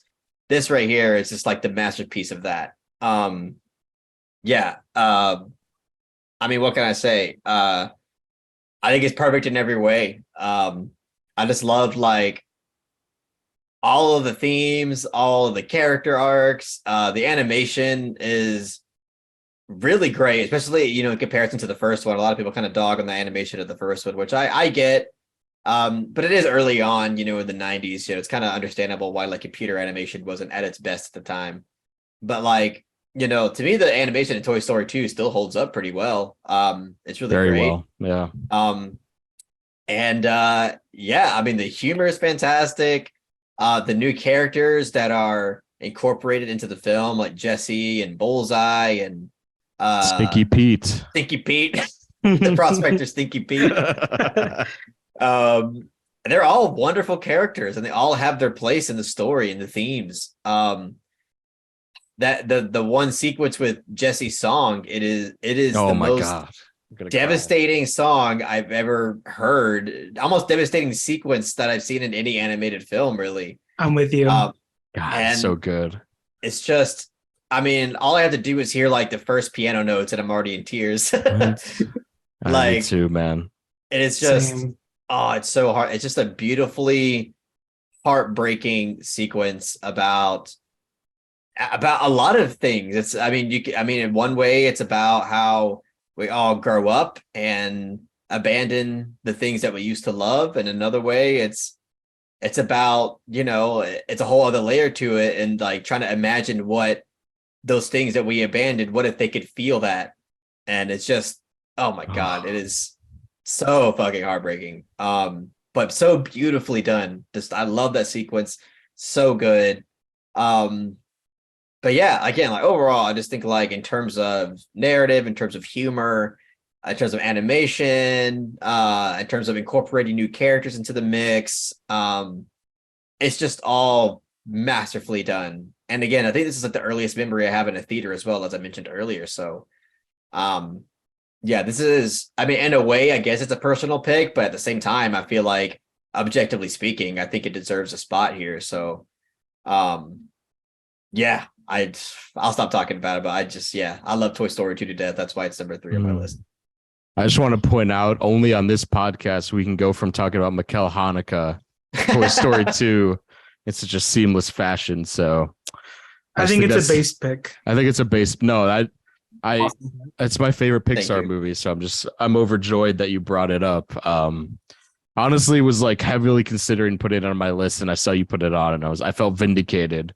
Because I genuinely, until I talked to you about it, I never met, besides like me and my siblings, no one else loves that movie as much that I come across, like, which is shocking because I'm like, it's like Pixar's magnum opus, like at least in my eyes, and like people go towards like later films like Up and like Wall-E and stuff, which are great, but like Toy Story 2 is just what you said about like it's a complete film above like the Pixar formula. Like there's character arcs, there's like the montage where he fixes Woody up is like just so artfully edited and animated. Like it's so gorgeous, and like the themes are so relatable for an animated movie. Like it's like the first animated movie I remember. I was like, I could like really see myself in these characters and like in this world. It's just like the part where you mentioned where he's like cleaning up Woody, and then he uses like at the very ending of it, he uses the paintbrush to paint over the name Andy over his boot. I'm like, that is just like visual storytelling at its visually storytelling. Yeah, there you go. Exactly what it is. God, even Ingmar Bergman couldn't do that shit, dude. I don't want Perry to get mad at me again. It's all right. One thing that I'm so sorry. No, go ahead.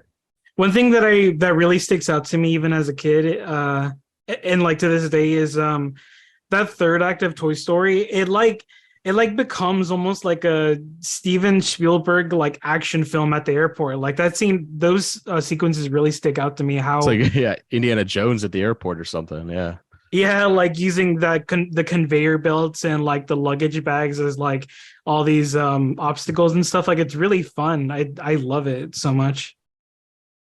I do too, Mike. I'm sad you haven't chimed in yet. What's your yeah, because it's been like probably well over a decade since I've seen Toy Story 2, but I mean, I'm really dying to just give it another watch. I've been on a Disney kick lately, just like the classics. So I mean, we'll definitely fit that one in. I don't have you got to. Been so long, but no, that especially the way I described that one sequence, utilizing visual storytelling is really amazing to me, and like I don't even remember the movie being like that artful. I mean, I remember being a great movie, obviously, but if you guys are holding it up to that caliber, I mean, I got to rewatch it. So I mean, yeah, it's great to hear. I mean, great, amazing pick. Like, really, props to you, Carlos.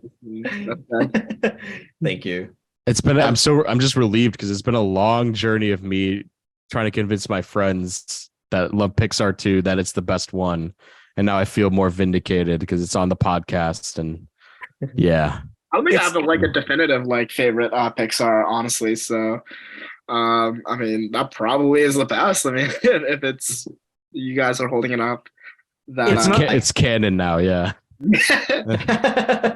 It's not my favorite. No, yeah, it's not my favorite, but I will say I think it is like their best. I'd say my favorite's probably Monsters Inc. still to this day. Monsters Inc.'s incredible. I love The Incredibles. No, mine's The Incredibles. Incredibles is I'm not surprised, Blair, but because it's probably my favorite. But Toy Story 2 is like the best. Yeah. If someone like put a gun to my head and said the best is Toy Story 2. Yeah. So yeah, I think also we did a full episode of Toy Story 2 if you guys want to check that out, like 2 years ago. Really? Yeah, we did. That's how much we love it here. Yeah. The crazy thing about Toy Story 2 is that apparently it was essentially it was meant to just kind of be like a straight to DVD kind of thing. Mm-hmm. Like it wasn't even meant to be like this big, like great movie. But then like John Lasseter, I don't know what happened exactly. I forgot, but like John Lasseter, he either caught wind of it or like something happened, but like he basically got onto the project and he just completely like reformed everything and made it to where like, you know, this is actually going to be like a legit fucking movie.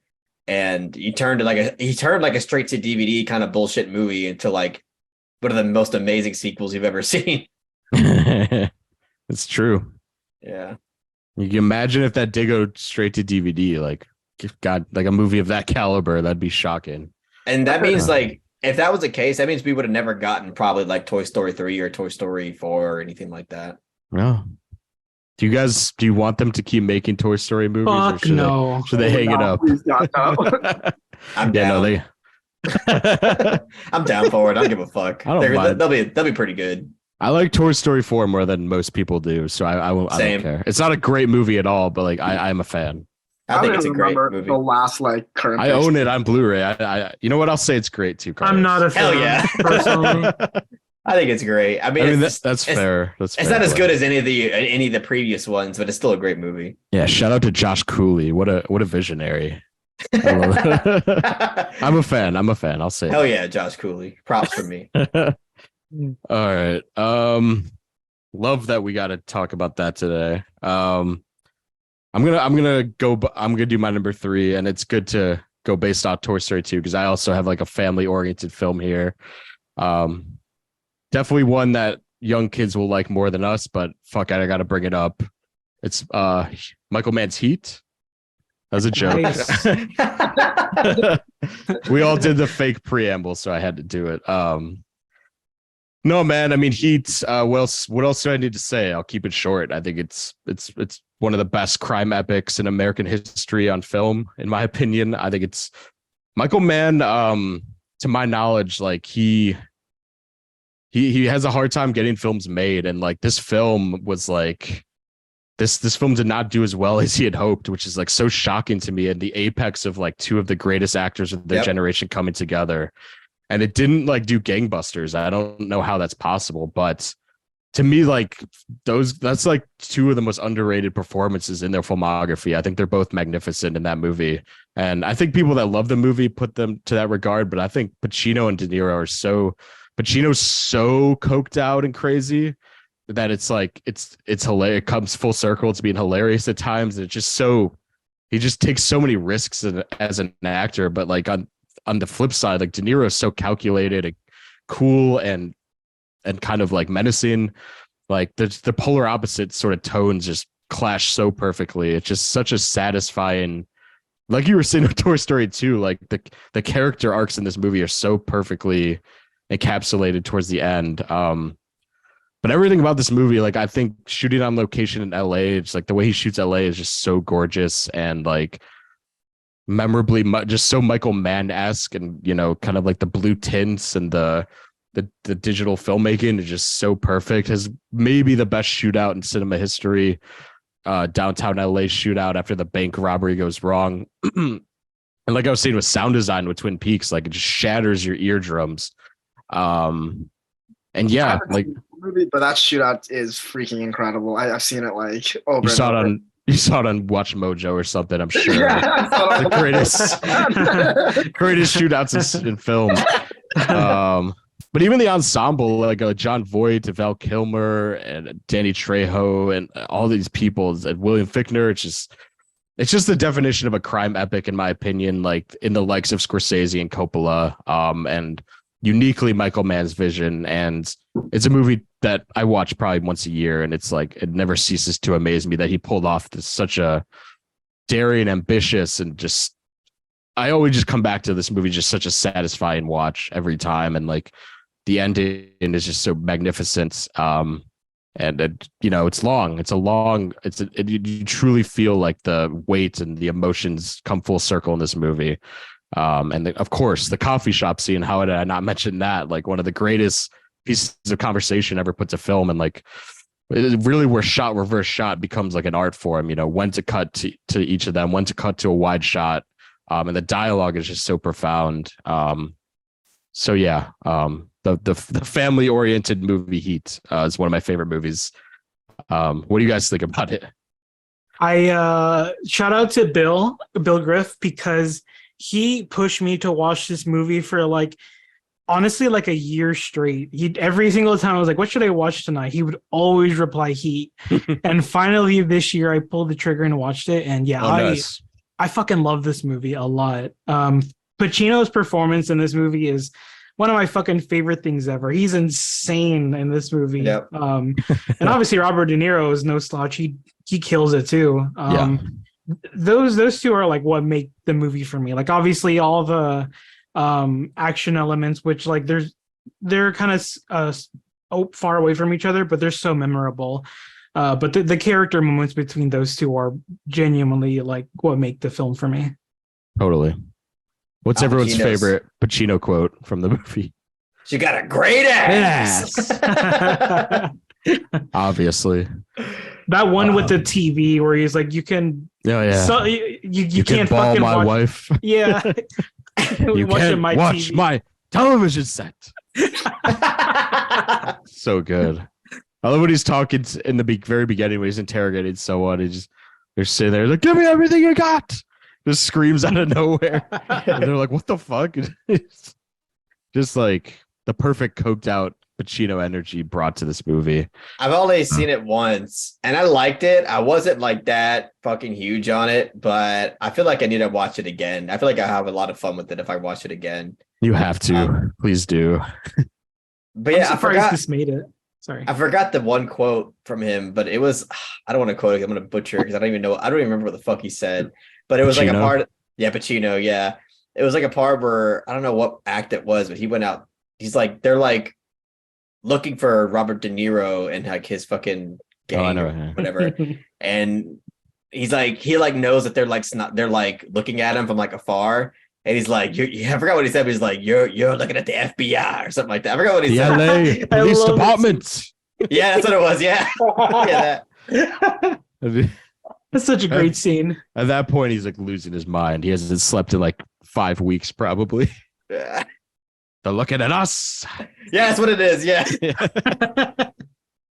Dude, Al Pacino's my favorite fucking actor. Like legitimately. He's Oh up there. yeah, he's up there as mine as well. That film kind of solidified it for me. He's like really up there too. I love him. He's like when his wife is like breaking down. He's like, "You're never home." They're like at dinner. He's like, "You're never home." Like, what are we gonna do? He's like, "When we hooked up, baby, I told you this will be the deal."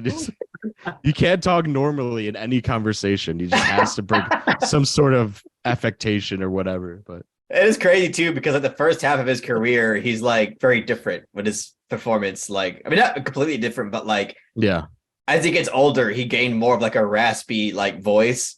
And now like he has like two halves of his career where he just like has completely different shticks to him. It's just like yeah. really great. I credit that to like Brian De Palma and Scarface probably Yeah. changed his whole like idea of performing because he just went all out and he's like, I got to do that every time now. I love I his gotta do performance in Scarface. Oh yeah, God. He's so good in that. I've never seen Godfather Pacino, so I have no frame of reference. Oh, he's it's totally like what Carlos So said. Just different. completely different performance. Still All amazing, I know is though. Scarface. And Oh, he's yeah. Godfather 2, like especially, he's like on another level. He Like, should have won an Oscar for that, but whatever. Yeah, De Niro won, I believe, right? For I think so. For Playing playing young Don Vito. Corleone. Yeah, Vito Corleone. yeah. By Mike, the way- are you a Heat guy? Sorry, Carlos. No, go ahead. I've never seen Heat. Unfortunately, I've always been saving it for the right time because knowing how like great Michael Mann captured that movie, like the action of like downtown LA, and just considering it's just like this huge just crime epic. I've always been meaning to check it out at like the right moment. But no, I sadly have not seen it as much as I really, really want to. But yeah, no, that one shootout though, you brought up, again, I've seen that one bit like over and over, and it really is like I gotta see this movie like right now. I've always really admired Michael Mann like as a filmmaker. I think the only Me too. movie, to my knowledge, I've seen from him is Collateral. Love But that one. I love the way like he like captures like a nightlife, like in the city.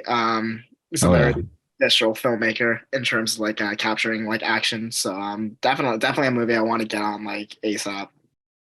Thief is another Michael Mann that I highly recommend to people. It's like really early on, his first film, I believe, and that movie's just beautifully constructed, and James Caan's incredible in it. So I love Michael Mann. I know we haven't talked about him on these decades yet, but this is definitely the one to his magnum opus to bring up, in my opinion. So, all right, Mike, you're on your number 2. Yes. So I brought him up a little bit ago. Danny Boyle. So my number 2 pick is Trainspotting. What can I say about Trainspotting that hasn't really already been said? I this is easily one of the most definitive movies of the 90s in just so many ways. I mean, culturally, this was a huge box office smash when it came out overseas in the United States. I mean, the soundtrack was super popular.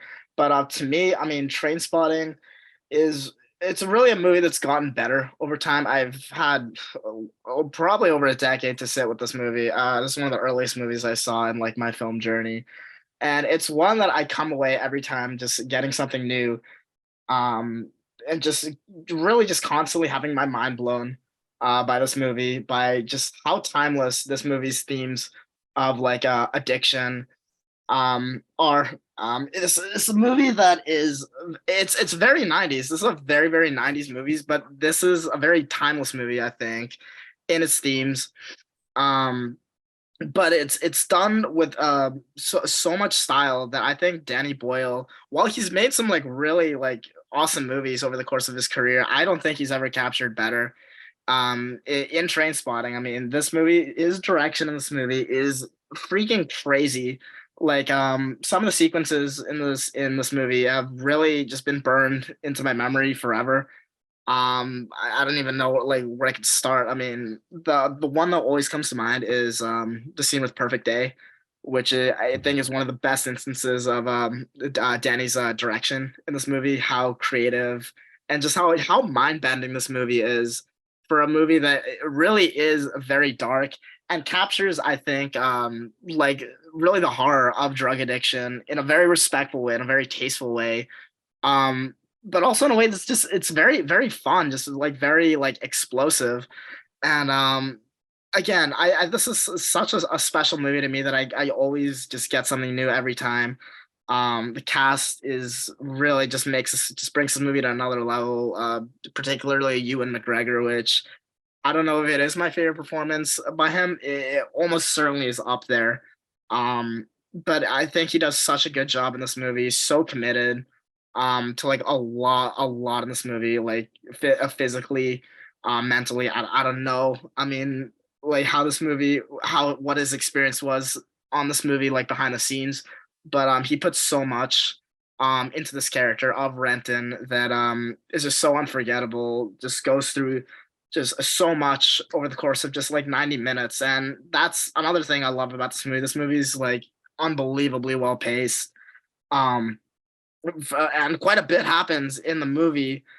Um, but yeah, I mean, there's so much I could say about Trainspotting, but I think it's one of my favorite movies of the 90s. I think it's one of the most like culturally defining, and just really a movie where I wonder like what happened to this Danny Boyle. Not to throw shade at his other movies, because like I said, I do enjoy a lot of his movies, but I think this is like almost like a lightning in a bottle moment for him. Like he's never been better. It's by far my favorite thing he's ever directed. And yeah, amazing movie on all fronts. Just really powerful stuff. Really just I think, I mean, it's a movie that I think is pretty accessible, but at the same time it goes many places. Um that pushes the boundaries, and just amazing movie all around. Totally. Yeah, I 10 out of agree 10. with everything you just said. The soundtrack's incredible too. The Iggy Pop and like New Order, Lou Reed, like God, it's like such one of the best soundtracks of any 90s movie I can think of. And I rewatched that movie like a couple months ago actually, and I was always struck by not only the drug addiction aspect, but like the third act of this movie is really him like dealing with the fallout of his lifestyle, which I always loved. It's kind of like him, it's kind of becomes like a coming of age sort of movie in a way where he's trying to find his place in the world, and like obviously it ends awry, and like sort of they kind of resort back to their old ways, and the sequel that came out a few years ago expands upon that. But yeah, like I agree. I'm a big Danny Boyle fan, especially his earlier films, and like he's such a explosive, just like visual style and sensibilities as a filmmaker, just so interesting. And that's definitely easily his best movie in my opinion. So I agree with you. Yeah, and there's so many like memorable sequences in that movie too. Like the first like overdose type sequence is really creatively done. Yeah. The fucking toilet sequence Beautiful. Yeah. The fucking withdrawal sequence with the fucking baby. Oh my god. Just so many just memorable, really great and creative types of filmmaking moments that like you just can't help but fucking appreciate and love. So yeah, I also really love that movie a lot. Yes. Yeah. Blair, do you got any thoughts on Trainspotting? I like Trainspotting, but it didn't really connect with me as much as I thought it would, especially with all the praise it got. But I mean, by no means it's like it's a great movie, and culturally defining is probably the best way to put it when it comes to what it did for films in the 90s. And yeah, I don't see Danny Boyle like topping it, like if I watch any of his other movies. You don't think Yesterday's a better movie? The Beatles. Wasn't gonna bother with that shit. I actually kind of want to see it. I don't know why, but maybe because you're a Beatles fan. Yeah, I love the Beatles. Oh, there you go. Yeah. It does fit perfectly in that 90s mold of like post Pulp Fiction films that were very, kind of personal crime movies that were very underground, sort of visceral movies. So a lot of British movies like Guy Ritchie, Danny Boyle, obviously were doing them. So yeah, I think it's a great movie to definitely define the 90s with, definitely. Blair, what's your number 2? My number 2 is a film from Mr. Parent Teacher Association called Boogie Nights. Oh, that's hilarious. Not my original joke. I forgot who I stole that from. But oh my god, Boogie Nights is a movie like I remember when I first watched, I was like, PTA is such a great filmmaker, but this is like always ranked among like his lowest. So I just threw it on one day before before a day of work, and I was like, holy fuck, that was a fucking masterpiece. To me, it's personally one of my favorite PTA films. It's one of the most entertaining films I've ever seen. Anytime I watch it, that runtime just flies by. I hear it getting compared to like Goodfellas and stuff a lot, and personally, I don't really see it that way. Like there are similarities with it being like an ensemble cast, and it's about like this kind of seedy organization or time and place, if that makes sense. But I think it really makes great use of like that porn industry in the film, and everybody's performance is fucking fantastic. I'm not a fan of Mark Wahlberg like at all, but he does an incredible he does a great job in this movie. He's like kind of the perfect casting for his character. And man, I love how kind of like almost lighthearted and fun the majority of the film is, and then it just has a completely dark tone shift in like the third act. To some people it's like jarring, but to me, I love it. It makes the movie like a little more compelling. Trying to think of what else I could say. It's just it's like it's not one of his most like thought-provoking films. Like I would probably give that to like There Will Be Blood or even like The Master, but I don't know. I definitely think there's so much like expert creativity and expert directing in Boogie Nights that's like undeniable.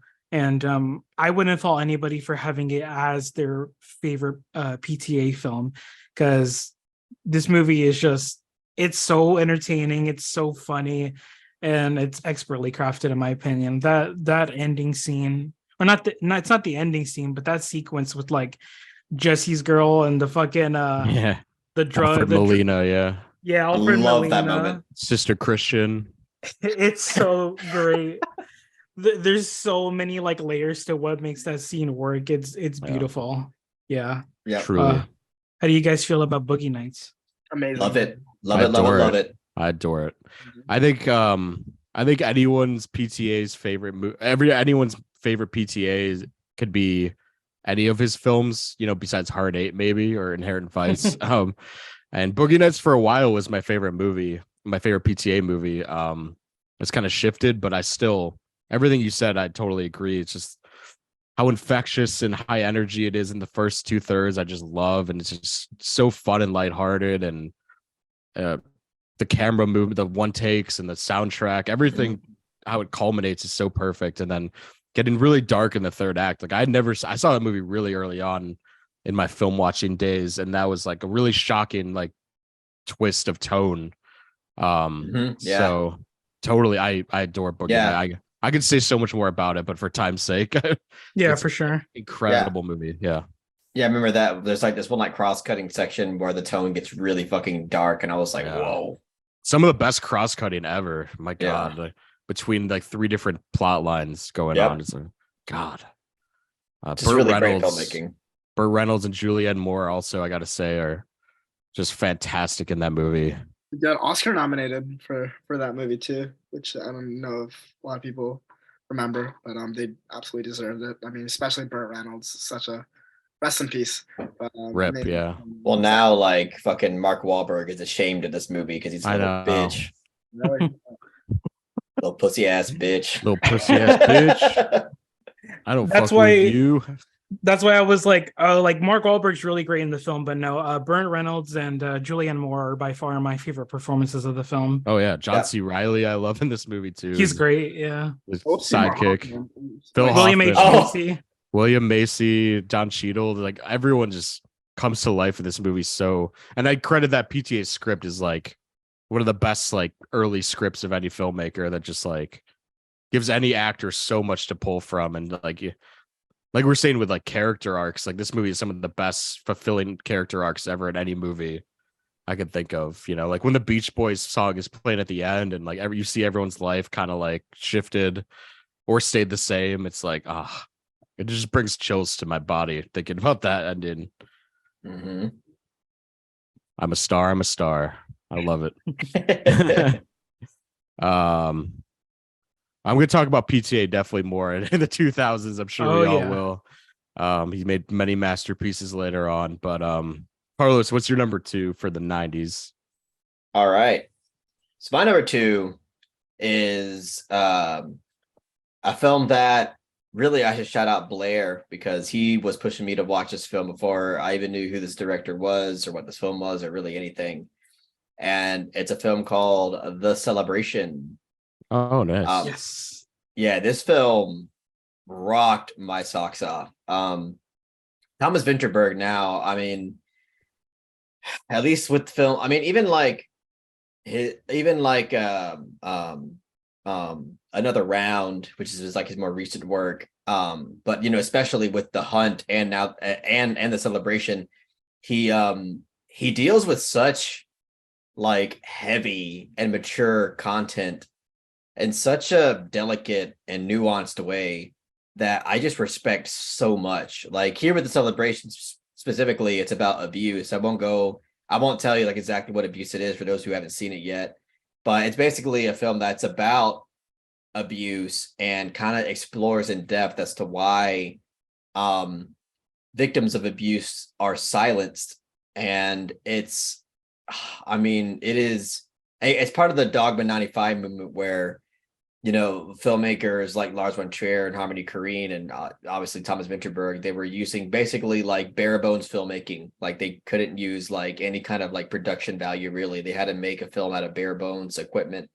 And he made something that just felt so fucking raw, so authentic, so insightful, so emotionally heartbreaking, and he just delivers a powerhouse of an art piece here. It is so engaging from start to finish, and just the way that again that he handles these themes, the way that he handles the narrative and how the themes unravel within the narrative, and the way he just kind of concludes everything within this film is just it's a piece of artistry that I just admire so much. Yeah, this is a film that, you know, I would kind of, I guess, proceed with caution. It's not like graphic or anything, but it does deal with like heavy subjects about abuse. And but the way it handles it handles it handles it with such maturity, and in a way that I just respect so much. And it overall, like, I think this film, in terms of the writing, the directing, the acting, is pitch perfect. Everything about it is masterful, and I wouldn't change a damn thing about it. It's just beautifully written.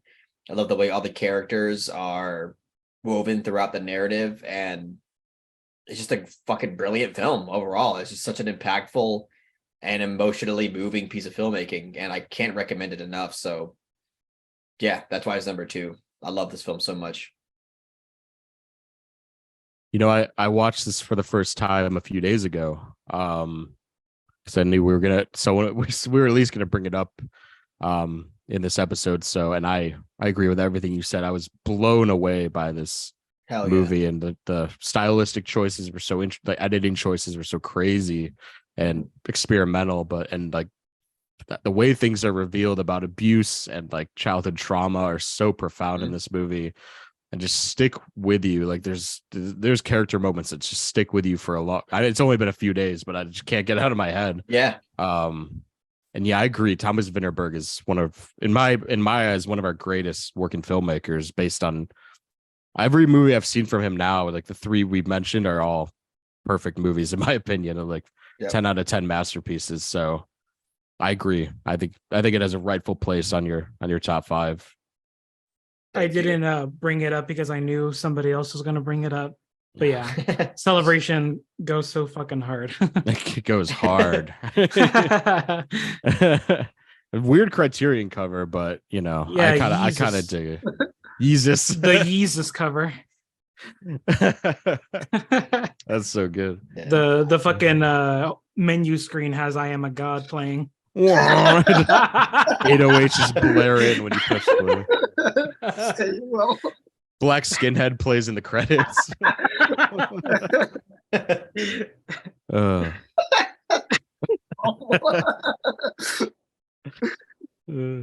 You know, a great movie about high society too. We've been all loving Succession recently, and like this was kind of a great companion piece to like what we've been seeing on there in a way, just like these elite families that are so far gone. And like they mentioned like Freemasons in this movie, I remember, and just like terrifying, like how you know it felt so real, and like you're kind of trapped with these people for like 2 hours. It's really something. So I'm happy. Mike, have you seen it? I've only seen The Hunt and Another Round, but I mean both of those movies are phenomenal. I don't know why it's taken me so long to see The Celebration, but I will get there one day. But you listen to Yeezus, right? So I have to.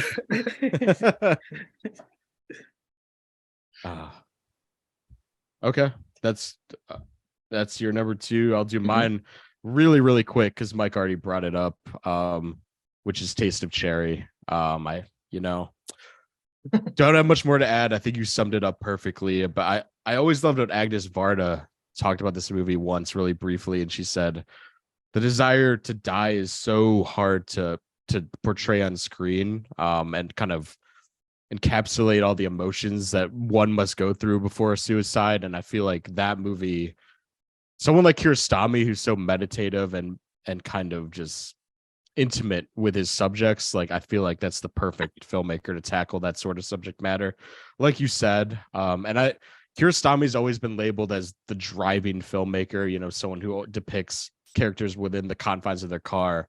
And I always found this film to just like utilize that enclosed space of the car and kind of contemplative nature of driving by yourself, and the landscape sort of like informing the emotion as they go, which I think is really interesting. And I feel like that movie is, next to some of the Cocker trilogy, does it like the best. I said the Cocker trilogy without even like a pause. I just call it that now. I think that came from you, Mike. I'm pretty sure. Yeah, it was the Cocker trilogy. But yeah, no, I think it's a masterpiece. I have nothing really else to add. I think it's one of the best like final 20 minutes of any film, like you're saying, with that final interaction. Like literally this movie took my breath away at multiple points, and Kiarostami is a master, and that's really all I have to say. I know you said it perfectly before, so that is my sentiment. Unless any of you guys have any other Taste of Cherry things to add, but It's great. Yeah, it's a great movie. Great fucking movie. Tasty Cherry. Kind of sucks. And like I said, I can't wait to talk about Kiarostami later on, which I know we will.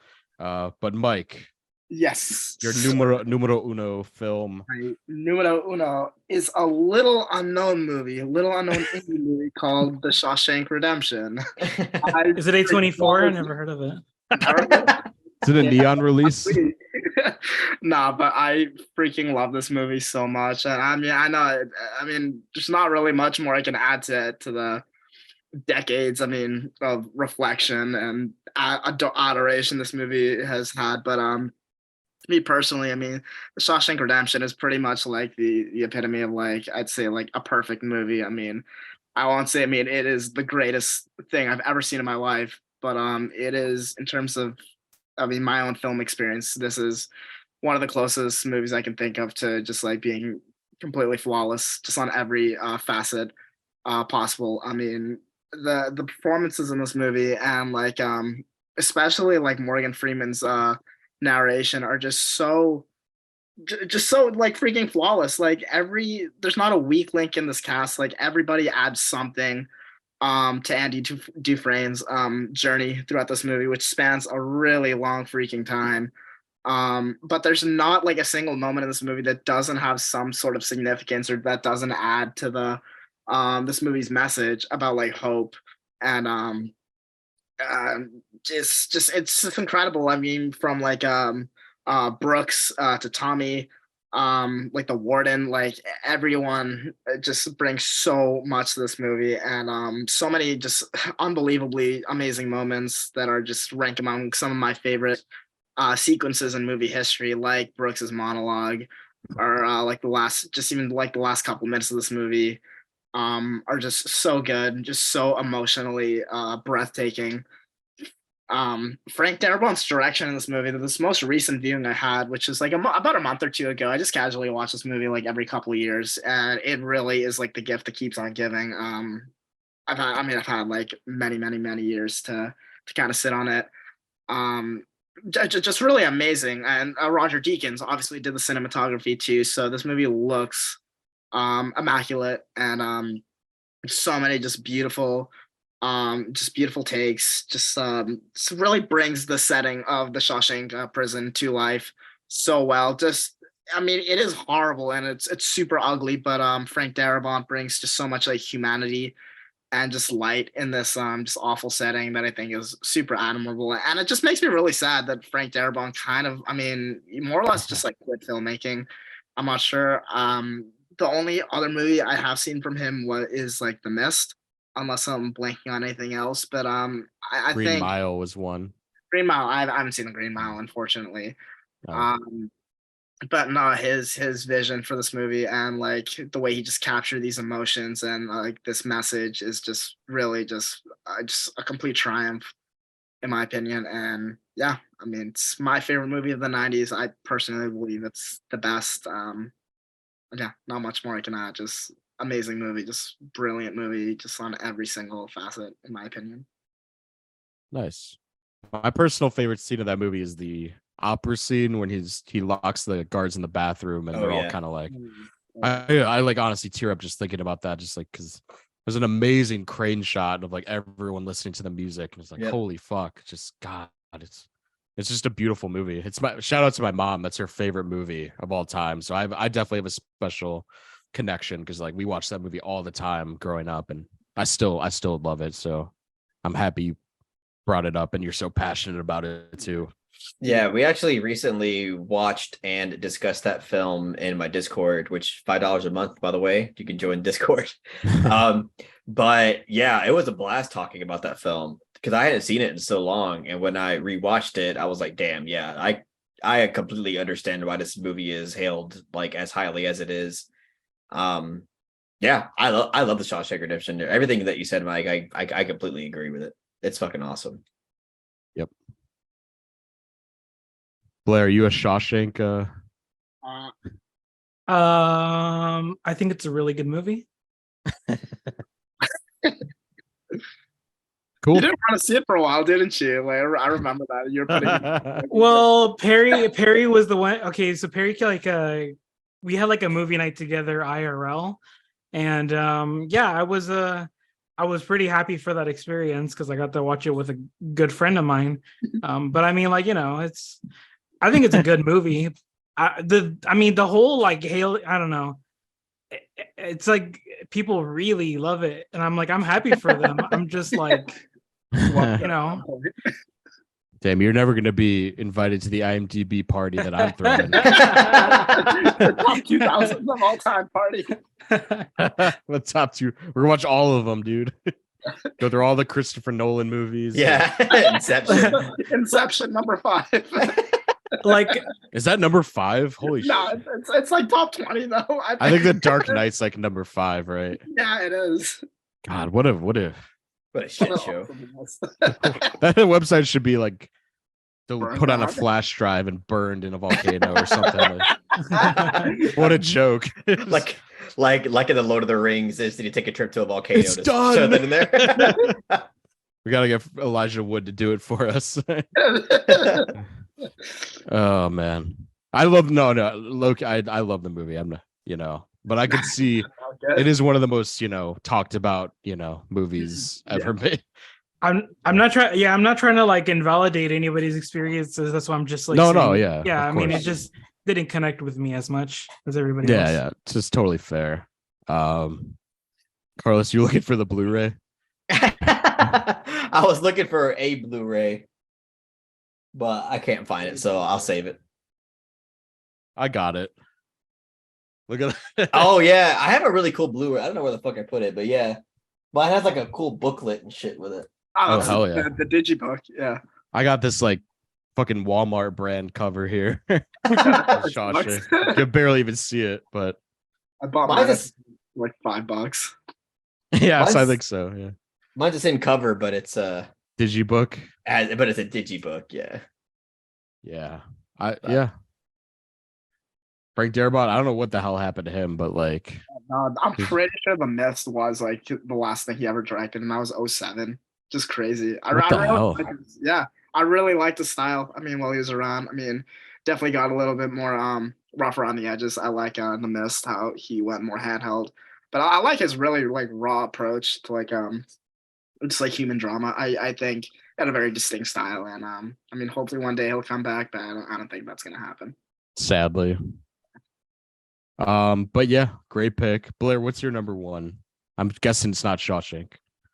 Yeah, it's Forrest Gump. No, I'm joking. I'm joking. Another IMDb. No.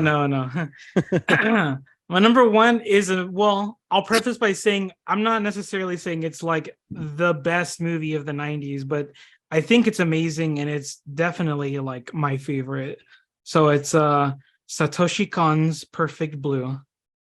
Ooh. Oh, nice. Hell yeah. This is the movie I kind of credit for like getting me into like art house like films and I guess art house like animation, because I was not familiar with like any like auteur directors or whatever, but I remember like coming across Perfect Blue on like the internet and watching the trailer. I would just watch the trailer like over and over because something about it felt so different and so fucking eerie and atmospheric that like are literally things that are my favorite parts about watching my favorite movies today. The film is like amazingly directed and edited. It's it perfectly combines kind of like this nightmarish quality and like blending it with reality. Like you'd never know what exactly is real and what's in the main character's head.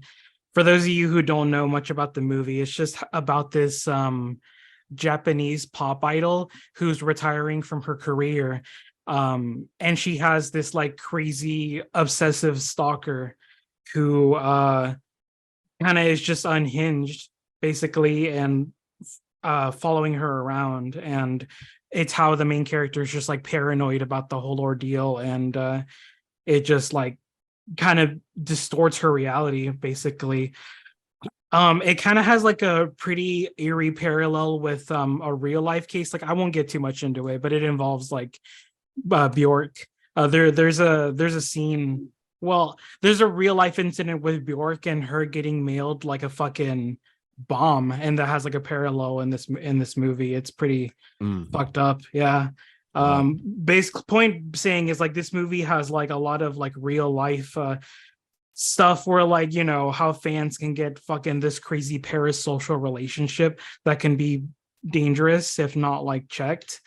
But also, yeah, I think this is like one of the best psychological horror movies out there, in my opinion. It's personally my favorite. And yeah, I truly think Satoshi Kon is like a master director. He was a master director when he was around. Because yeah, this is one of the most important films to me in my like film history. I think it's amazing, and I hope everybody else here can at least appreciate it. Of course. I love Takeshi Kon. He's from what I've seen, I haven't seen Tokyo Godfathers, but from the other three, a master, true master, and like Taken way too soon. Like just Yep. I saw Millennium Actress for the first time this year, and my God, what a masterpiece! That's such a great film. Yeah, I really, really want to see that movie. I haven't seen it yet. It is so. He articulates certain feelings that like I could never put into words. Honestly, like that's the best way to describe that movie to me. And like again, like our relationship to fame, like kind of like building off Perfect Blue in a way. Just so interesting and so thought provoking. And Perfect Blue is probably his magnum opus for sure. So I Paranoia Agent, his television series. I want to watch it really bad. Like after watching Paprika the last time, which was just like a week ago, I'm like, I need to watch Paranoia Agent. I've seen like 80% of it. It's really good. Like I would recommend from what I've seen, I would highly suggest it. I mean, nice. Yeah. I haven't seen it, but Jen has seen it like back when she was like a teenager, and she said that it's like such an amazing fucking show. So I want to watch it one day. Me too. Seems amazing. I know interesting about Perfect Blue. I think like Darren Aronofsky like bought the rights to that movie in order to make Black Swan, which I always thought was very interesting because like really similar imagery in both of those films. Actually, I'm pretty sure. I mean, I know he did buy the rights to the movie, but in Requiem for a Dream, the one shot of Jennifer Connelly in the bathtub was lifted actually right from Perfect Blue, and I think he bought the rights for that scene. But oh, really? Yeah, okay. I think that's how it went. Never mind. Okay. Shot for shot, but yeah, no, that's awesome. Yeah. It's like Perfect Blue has more in common with Black Swan. I'm not the kind of person who says like Black Swan is just a ripoff or anything. I'm just saying no, I love that movie. Yeah. They share a lot of similarities, but Mike is right. Like that scene in Requiem with the tub is directly lifted from Perfect Blue. Like damn. Complete homage. Interesting. I haven't seen Requiem in a long time. So I guess if I rewatch it, like, oh shit, yeah, there it is. Because like the plot of Black Swan seems so much like he was inspired by Perfect Blue at least. So yeah, very influential movie, and definitely it's deserves a spot on our top 10, which it will. So Carlos, what's your numero uno? All right. So my number one film is a film that we all love, and it's called Forrest Gump. I'm just kidding. Thank goodness. I do love Forrest Gump, though. FYI, I don't give a fuck. I love that movie to death. It's an amazing film. It makes me cry. Anyway, that's fair. That's fine. My actual number one film is a Martin Scorsese picture, and it is Goodfellas. Just couldn't pass up the opportunity. It is one of my all-time favorite films, and to me, this is not only Martin Scorsese's best, but it's also my favorite. I mean, it's really hard to declare a Scorsese best, really, because he just made so many fucking masterful films. But Goodfellas is just the perfect blend of stylistic filmmaking meets like accessible filmmaking. Martin Scorsese has such a distinct style in this film, whether it's using like that like dark violent humor or utilizing like classic rock music as a sense of irony. All that is just like woven throughout the film, and it's a film that like it's stylistic and it's creative as hell, but not like so like experimental to the point where like only certain people can love it. This is a film that you don't have to really love art film to love. It's a film that anybody can just watch and just absolutely love and adore. And it's dripping with style. That's the amazing thing about it. I love films that are dripping with style that are very accessible, and Goodfellas is a film that I feel like embodies that perfectly. Brilliant characters, amazing story, brilliant performances. Robert De Niro, the legendary Ray Liotta. Rest in peace. Yeah, this is, my God, he is insanely good in this film. Joe Pesci, the fucking, what the fuck is so funny? Fucking scene. Funny how. That scene is like, the amazing part about that, apparently that a lot of that was improv from Joe Pesci. Yeah. And then it created one of the most iconic scenes in film history. So yeah, I mean, the film is just so great. It has everything that you would love out of just like an entertaining film. And yeah, I mean, the fucking cocaine use is hilarious and also amazing. And yeah, I mean, I could go on and on about this fucking movie, but it is to me my favorite like gangster mob film. It is. I actually prefer Goodfellas over The Godfather personally, which is kind of a hot take, but like I feel like I could just watch Goodfellas like any day, every day. The Godfather is maybe a little different, but yeah, just an amazing film from start to finish. It's, to me, it's a masterpiece and by far one of the greatest films ever made. I'm with you. I think it's better than The Godfather, just in terms of rewatchability and artfulness too. Because like he sneaks a lot of like.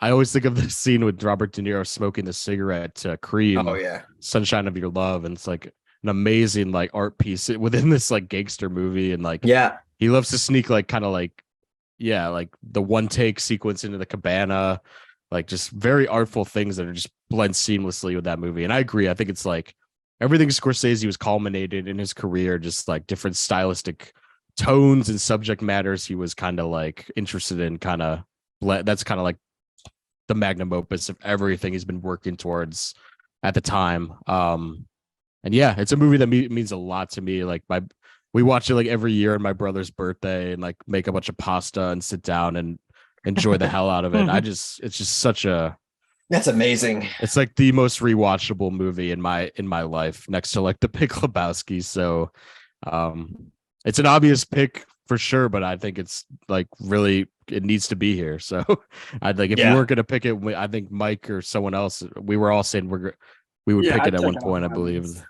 It's just a perfect film. What more can I say? Yep.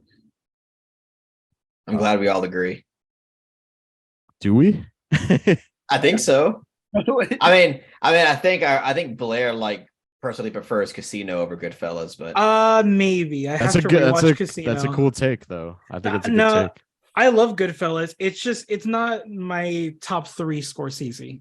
That's it. That's really fine. There's so many good movies, It's not. Yeah. It's really hard to pick. Casino, I think, is also an incredible movie. I do love Casino, though. That's great.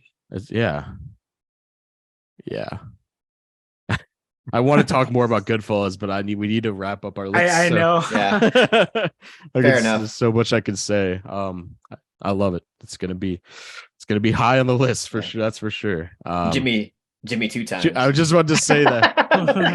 We have to at least squeeze in Jimmy 2 times for a second, right? I need to go get the papers. Get the papers. There you go. More like it needs to be 2 times on this list. Yes. It gets 2.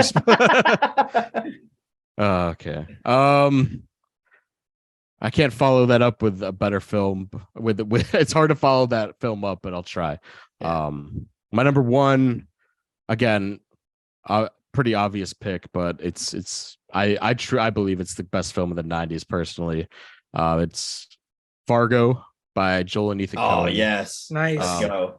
Building off of what Carlos was saying about the Big Lebowski, the Coen brothers are I think just geniuses on every level.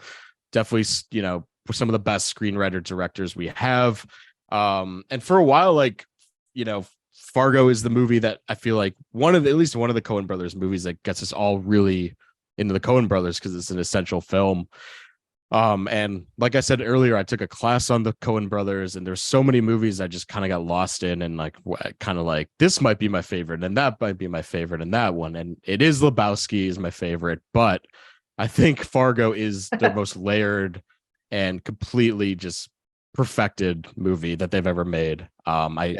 I think the script is it's hysterically realized, and obviously the language and each character is so well realized and obviously translated to the performances. Like I said, Frances McDormand in this film is sometimes one of my favorite performances on film. I think she's just so great, but also William H. Macy as the kidnapper, the schemer behind the kidnapping, and the freaking car salesman. Yeah, I'm cooperating here.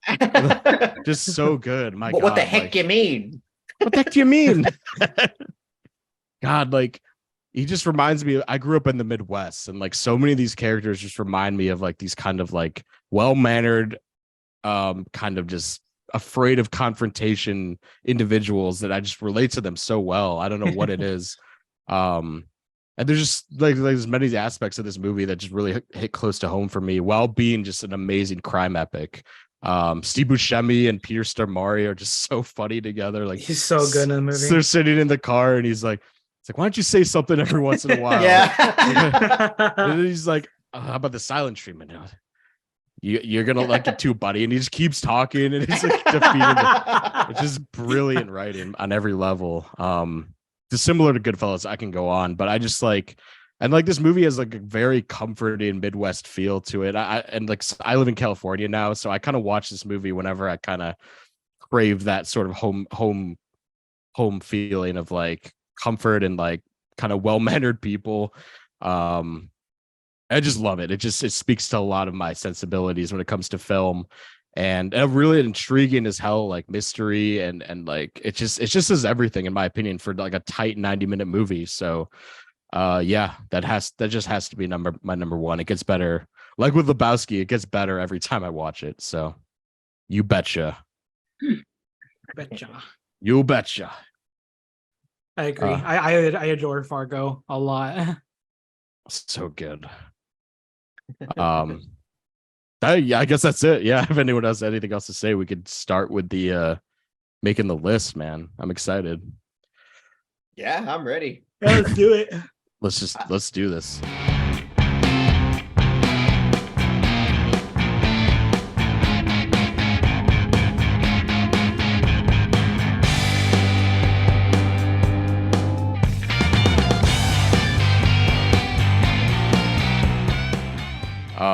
So obviously our number one films of making the list, we got Shawshank Redemption, we got Perfect Blue, we got Fargo, and we got Goodfellas. So those are automatically in. So I'll do what we did last time. I'll just go through everyone's list and yay or nay. That'll be the easiest way, right? That's fine. And if we got honorable mentions, I feel like we can shout them out after we do this. I definitely have a lot, but for time's sake, I'll try to dwindle it down because goddamn, it might take a while. But for Mike's list, number 5, Beau Travail.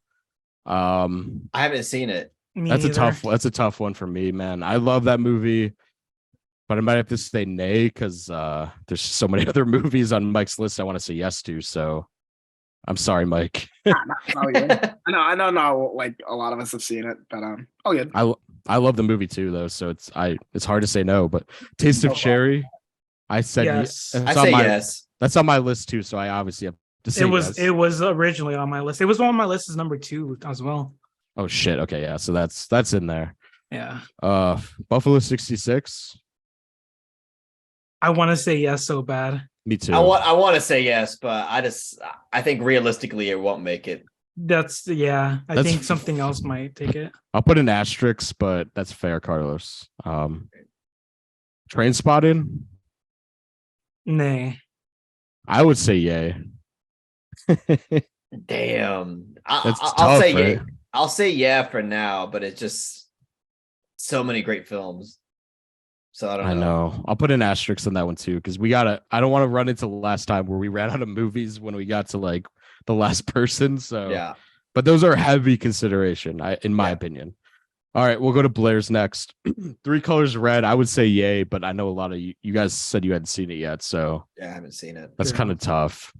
Fuck, I love that movie, but uh, I'll pass. I'm sorry, Blair. That's fine. I love that movie though. Oh, I forgot to say Crash. I'm sorry. I mean, Cronenberg. I know that's not gonna make it. So I'm not gonna fight for that. That's fine. You know I would defend you though. Yeah, Thank you. that's fine. Funny Games.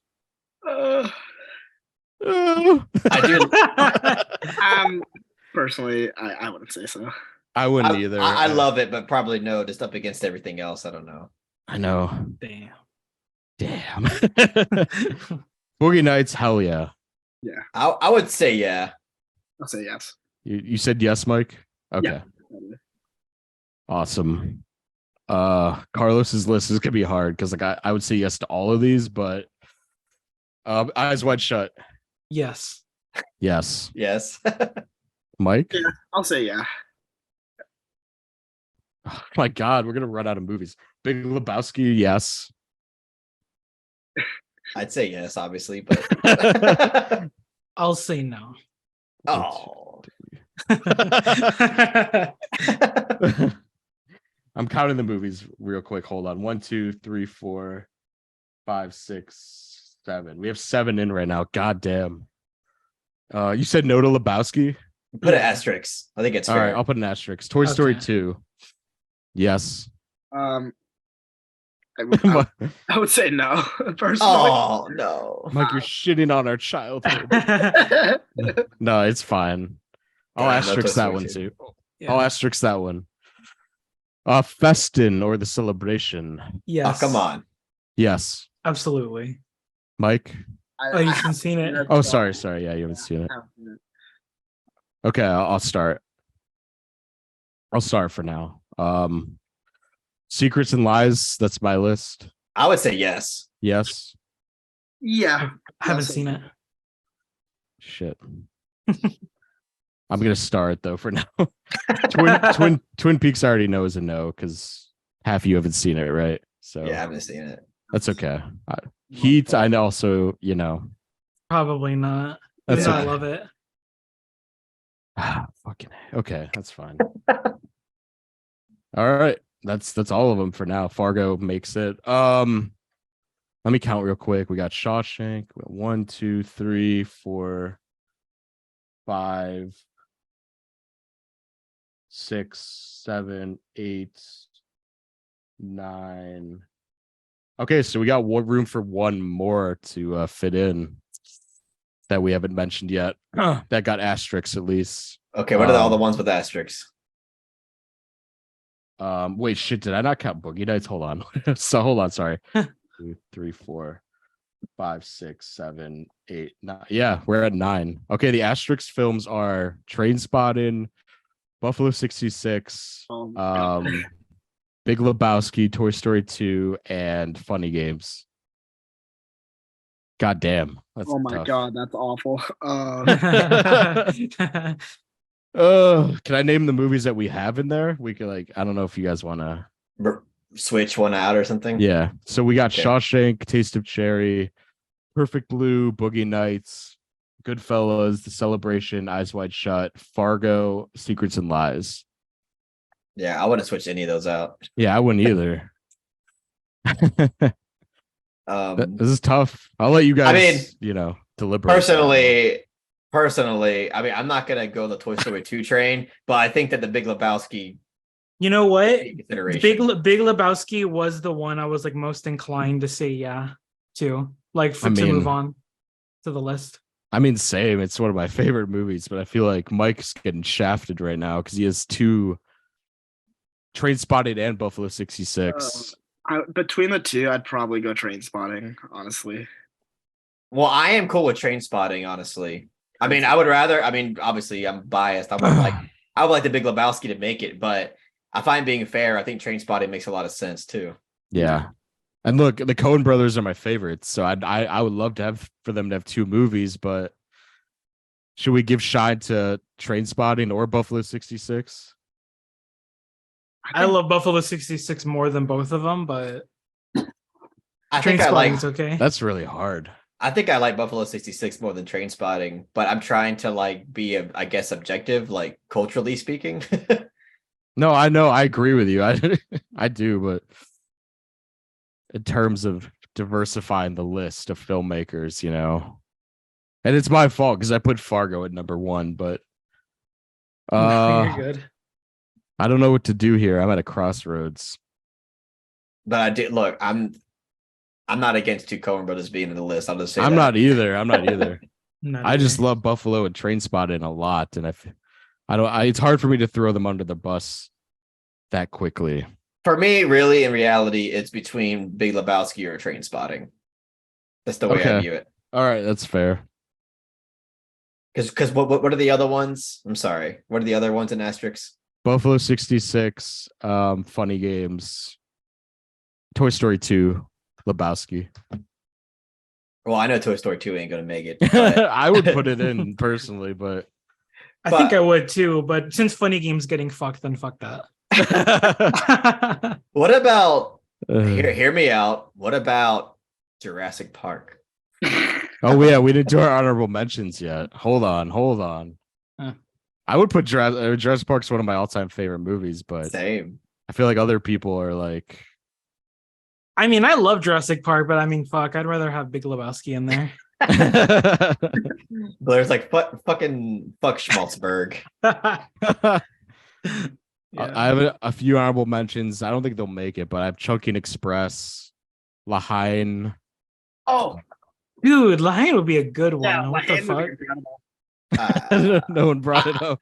I really like Lahain, but I'm not like I guess as huge on it as everybody else. What about South Park, Bigger, Longer, and Uncut? Ooh, I do love that movie. I That's a do love great that movie. fucking Yeah. movie. Yeah, honorable mentions. I'd probably. Yeah, what are your guys's? Of all the honorable mentions I have, I'd say Welcome to the Dollhouse.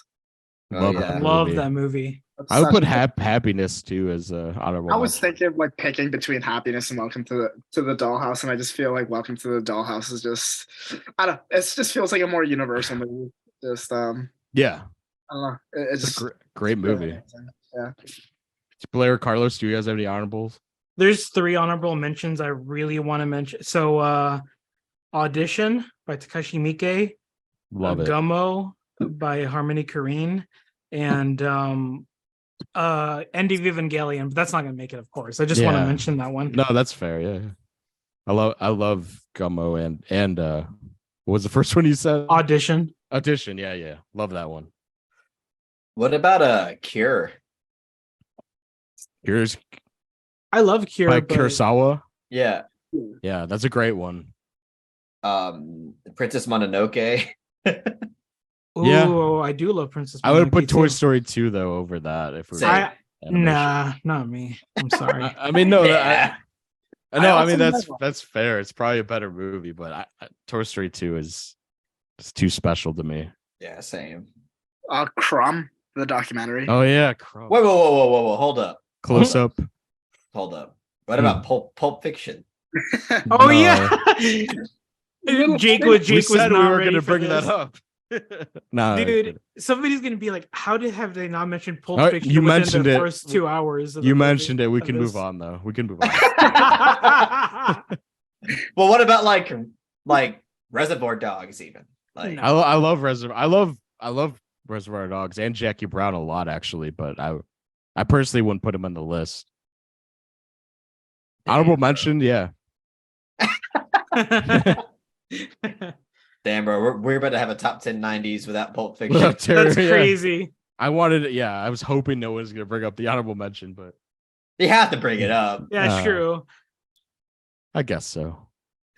Then I'll bring up the Matrix. Fuck it. I was gonna bring up the Matrix. Oh, dude, I but- love the Matrix. What the fuck? I love Oh, the yeah. Matrix, but I put People Jurassic really Park don't like above that. all that. Nah, bro.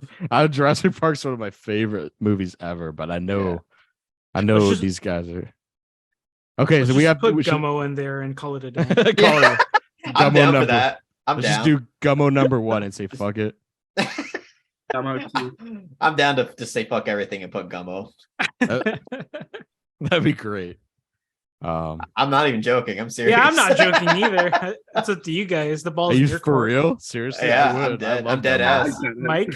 Mike, would you No, do that? I would never put Gummo. Oh, Not a number I love one, it, I but love it, but in like, the top 10. No, not no, number no, one. not number one. Just in the list, the top 10. Just the last in slot the we top have. 10? That Yeah, kinda- I wouldn't be opposed to it in like the top 10, but like number 1 is like God. No, not No, number that was a one, joke. no. That was a joke. Okay. I just like betrays all of the movies we talked about though. It's like fucking Gummo's ahead of all those. I love Gummo though. A movie that we didn't even put in any of our lists is number one. Yeah. No, I'm serious though. Fuck Yeah, it. I'm serious too. We could put that number 10. I put that above Big Lebowski. I mean, I don't believe it's a better film than Big Lebowski. So you're gonna but- sacrifice Big Lebowski, Buffalo Train Spotted, and Toy Story 2. Oh my god! When you say it like that, Oh, I mean, no, you have to, because like I love Gummo, but is it better than those? no. In it's some not. ways, it is. It's no universe. In some, in It's like that's true. It's its own lane. It's a great movie, but like I don't know. I personally wouldn't have it in my like top 10. I mean, I it sounded cool, but now when you list out all the other films, I don't know. I stand by my Exactly, no. convictions. No, I love it. I was gonna say over La Haine that we were gonna bring up. Like, that was the one that automatically gets through as Gummo. Kind of crazy, but I love Gummo. I'm a huge advocate for like Lahane making the list. Honestly, I kind of screwed up my list. It was originally going to be, I don't even know what happened, but no, Lahane definitely deserves a spot if you ask me. Yeah, I second that too. I would but- too. Yeah, I think Carlos is the only one that's a little Yeah, objective. I to would. that. I wouldn't put that movie above Toy Story 2 or The Big Lebowski or even Train Spotting, really, or even Buffalo 66. I like that movie more than Lahane. La Haine, yeah, I guess I haven't seen La Haine in a while, but I remember it was pretty masterful. When I think watched it's a great movie. Trust me, I think it's great. I just don't think it's as good as the others. it. I would say fucking to put Toy Story 2, but I know that's Yes. What's up with y'all? Why y'all so against Toy Story 2? I mean, well, I don't know. I'm kind of split on it. What do we not split on? That has to be the movie that we're not split on. Like Big is Buffalo- Lebowski. Yeah, this Big Lebowski is it. I feel like. Is that what we're doing? I'll do it. I love it to death. I'll do it. Look, I'm cool with Big Lebowski or Train Spotting. Y'all have to pick between those two. Well, I like Train Spotting, but I'm not. You know. Were we all like unanimous on Eyes Wide Shut? Yeah, I Yeah. think so. Right?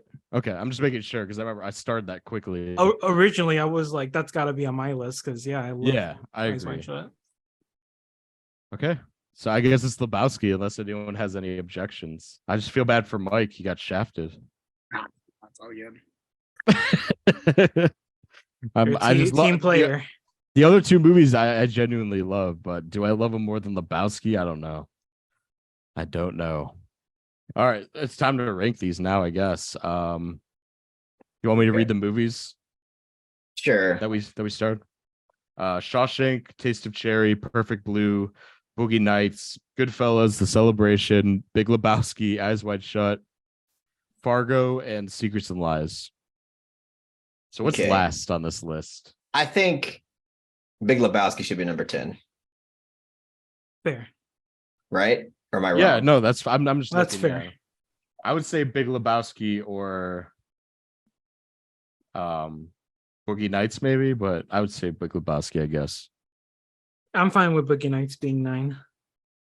So we I got thought- Big Fine with that too. Yeah, go ahead. No, I was gonna say Big Lebowski at 10 Mhm. and then 9 Boogie Nights. Is that what it's is that Oh, good? yeah. I think- Big Lebowski should be a little higher. You think so? Yeah, just a little bit. I mean, Okay. I'm in favor of that. Then what's number 10? That's what I'm trying to decide 10. Just so I can move Either Boogie Nights or what else did you say? Shawshank, Goodfellas, The Celebration, Eyes Wide Shut, Fargo, Secrets and Lies, Boogie Nights, Perfect Blue. I mean, Say Celebration at number 10, but again, I haven't seen it, so I can't really comment. Oh, that's right. personally, I think Eyes Wide like, Shut, maybe.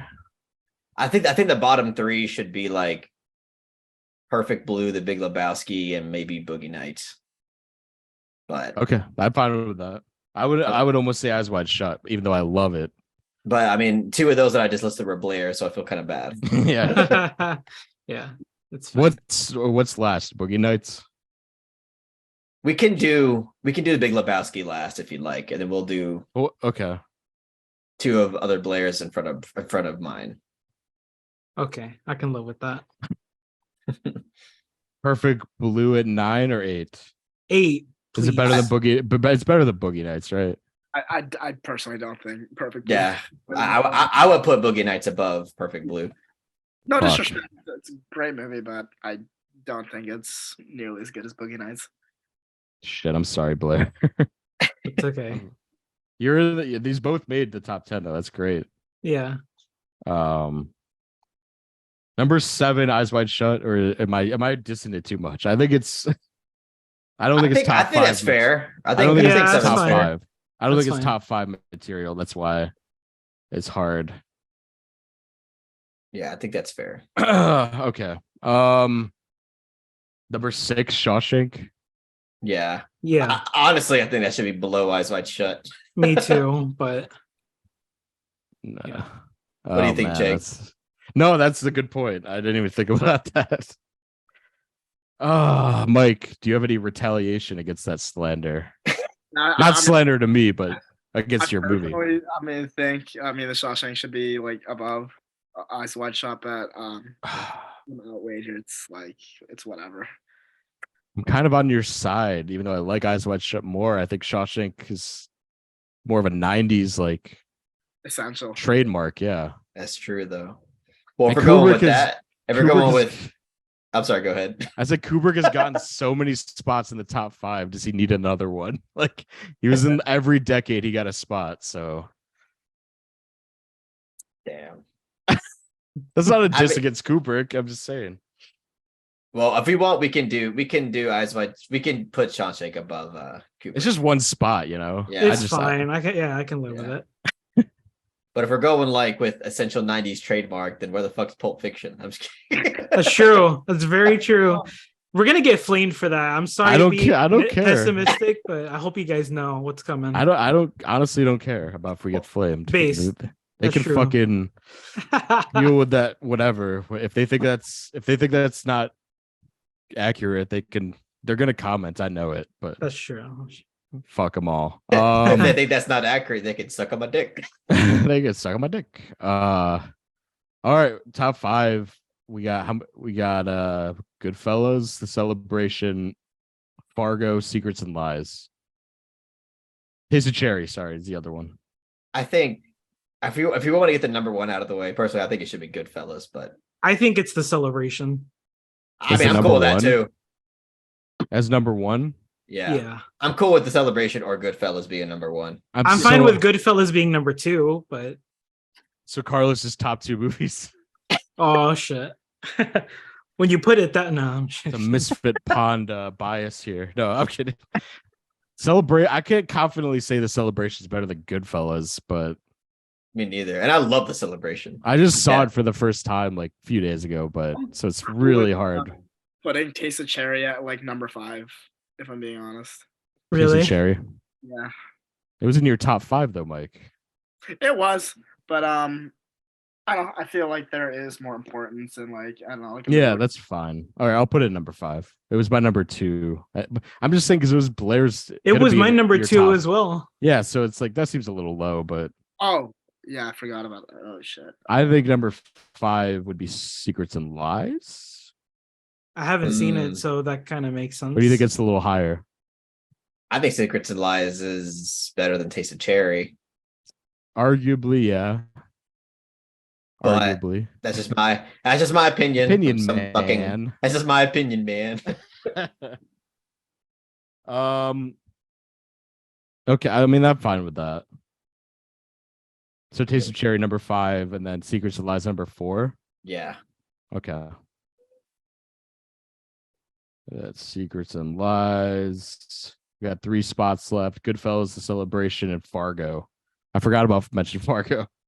Fargo number 3. Okay. Yeah. And then Celebration 2 and Goodfellas 1. I mean, that's what I would say, but I don't know what y'all think. What about Mike? Yeah. I go number 2, Goodfellas 1, and Celebration number 3 again. I haven't seen it. But, Number You 3? put Fargo. Where would you put Fargo? number 2. Honestly, I'm cool with that. I'm cool with Personally. that too. Uh, Two crime. Who's That's Blair. Like, I mean, I wasn't even stoked with the idea of Secrets and Lies being number 4 because I haven't seen it, but I don't know. well, once Is you it? see it, you'll understand. Dude, Taste of Cherry is so high in my esteem. I don't know about it's number that. 5 though. It's right after it. Well, we can. How about this? If we swap those, will you be cool with the top 3 that we just said? I don't Yeah. mind swapping those. I love both of them. Okay, swap Taste of Cherry and Secrets and Lies then, and then we'll go with God, I This should have one- used a pencil in this episode. So then Fargo's number 2 and Goodfellas 1 then? Is that the thing? yeah, and then the Celebration number 3. Okay. I like that. As long as Taste of Cherry is above Secrets and Lies, Blair is happy. Yeah. That sounds nice to me. that's a lovely Because honestly, like I could be fine with like Taste of Cherry being like number 1, like as my number 1. I don't, you know. Yeah. I was gonna say that, but then I immediately like no, number 5. So I was like, I legit think it could be my number 1 too, but that's okay. I went just with can't- Celebration initially because I knew there was a good chance everybody would be on board. I think it made the top 3. I think that's really good. Yeah, I'm So, I'm not complaining. okay. I I just Sorry. can't wait for all the comments saying, "Why the fuck no is more it Pulp Paul Fiction? I know it's What a yeah. bunch of fucking hacks and Okay, wait, tryhards." do you really think it should be on there? Like, as outside Whatever. of the... Nah, it's a good list. Whatever. This is our personal list. Yeah, all right? yeah, we're yeah. not doing like IMDb's objective best here. Okay. Yeah. We took a lot of shots at them today. Okay, I'll read the top 10 then. Number 10 is The Big Lebowski. Number 9 is Perfect Blue. Number 8 is Boogie Nights. Number 7 is Eyes Wide Shut. Number 6, Shawshank Redemption. Number 5, Secrets and Lies. Number 4, Taste of Cherry. Number 3, The Celebration. 2 is Fargo, and 1 is Goodfellas by Martin Scorsese. Yeah, that's based as fuck. Yeah. That's a really Great good list. list. Yeah, it's I have no issues with this, unlike other ones. Like this is Yeah. Yeah, I- no woman under the influence. none of that debacle. I honestly thought Pulp Fiction was going to cause a stir today. If someone brought it up, I'd be so resistant to putting it on. But it's good. I We're all mean, good. I really love the movie, but I'm not super passionate about it to be arguing for it. So, but I do think it's fantastic. It's a great movie. I don't think it's like top 10 in the 90s though. I'll be honest. I think it's like must-see masterpiece material, but I don't know. Like I said, there's more Blaircore in the 90s that I have to vouch for. So Me too. Same way. I feel the same way. Mike, do you want to take a shot at Pulp Fiction? nah, I'm all good. The internet will hate you too much. Touch it with the 10-foot pole. What? I don't want to touch it with the 10-foot pole. Oh man. Well, that's our 90s episode. Really great list if you ask me. So definitely let us know where we went wrong. We already know what you're gonna say. So don't even bother. We didn't mention Close Up by Kiarostami either. So that might be another one that might get people riled up. Yeah, I but love that film a lot. it's a great movie, yeah. But Taste of Cherry, for me, is the one that I actually like Close Up more than Taste of Cherry on the record. okay.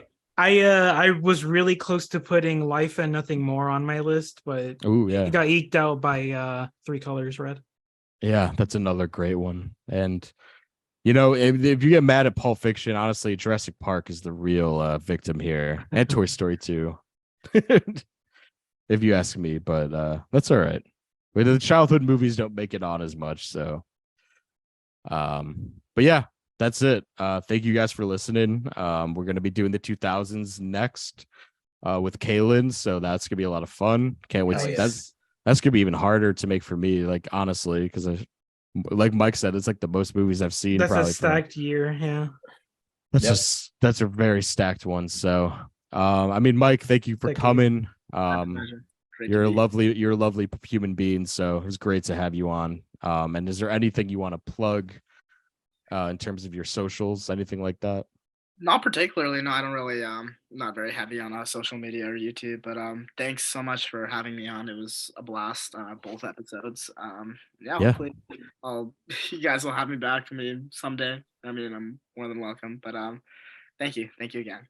Of course, we'll definitely have you back. And Blaire, anything you want to plug? Spooky Blaire. Yeah, just my Instagram. It's like the only thing I use. It's spooky_Blaire. Hell yeah. It was, you had great picks this episode, I think. Oh, So thank you. We overlapped a lot.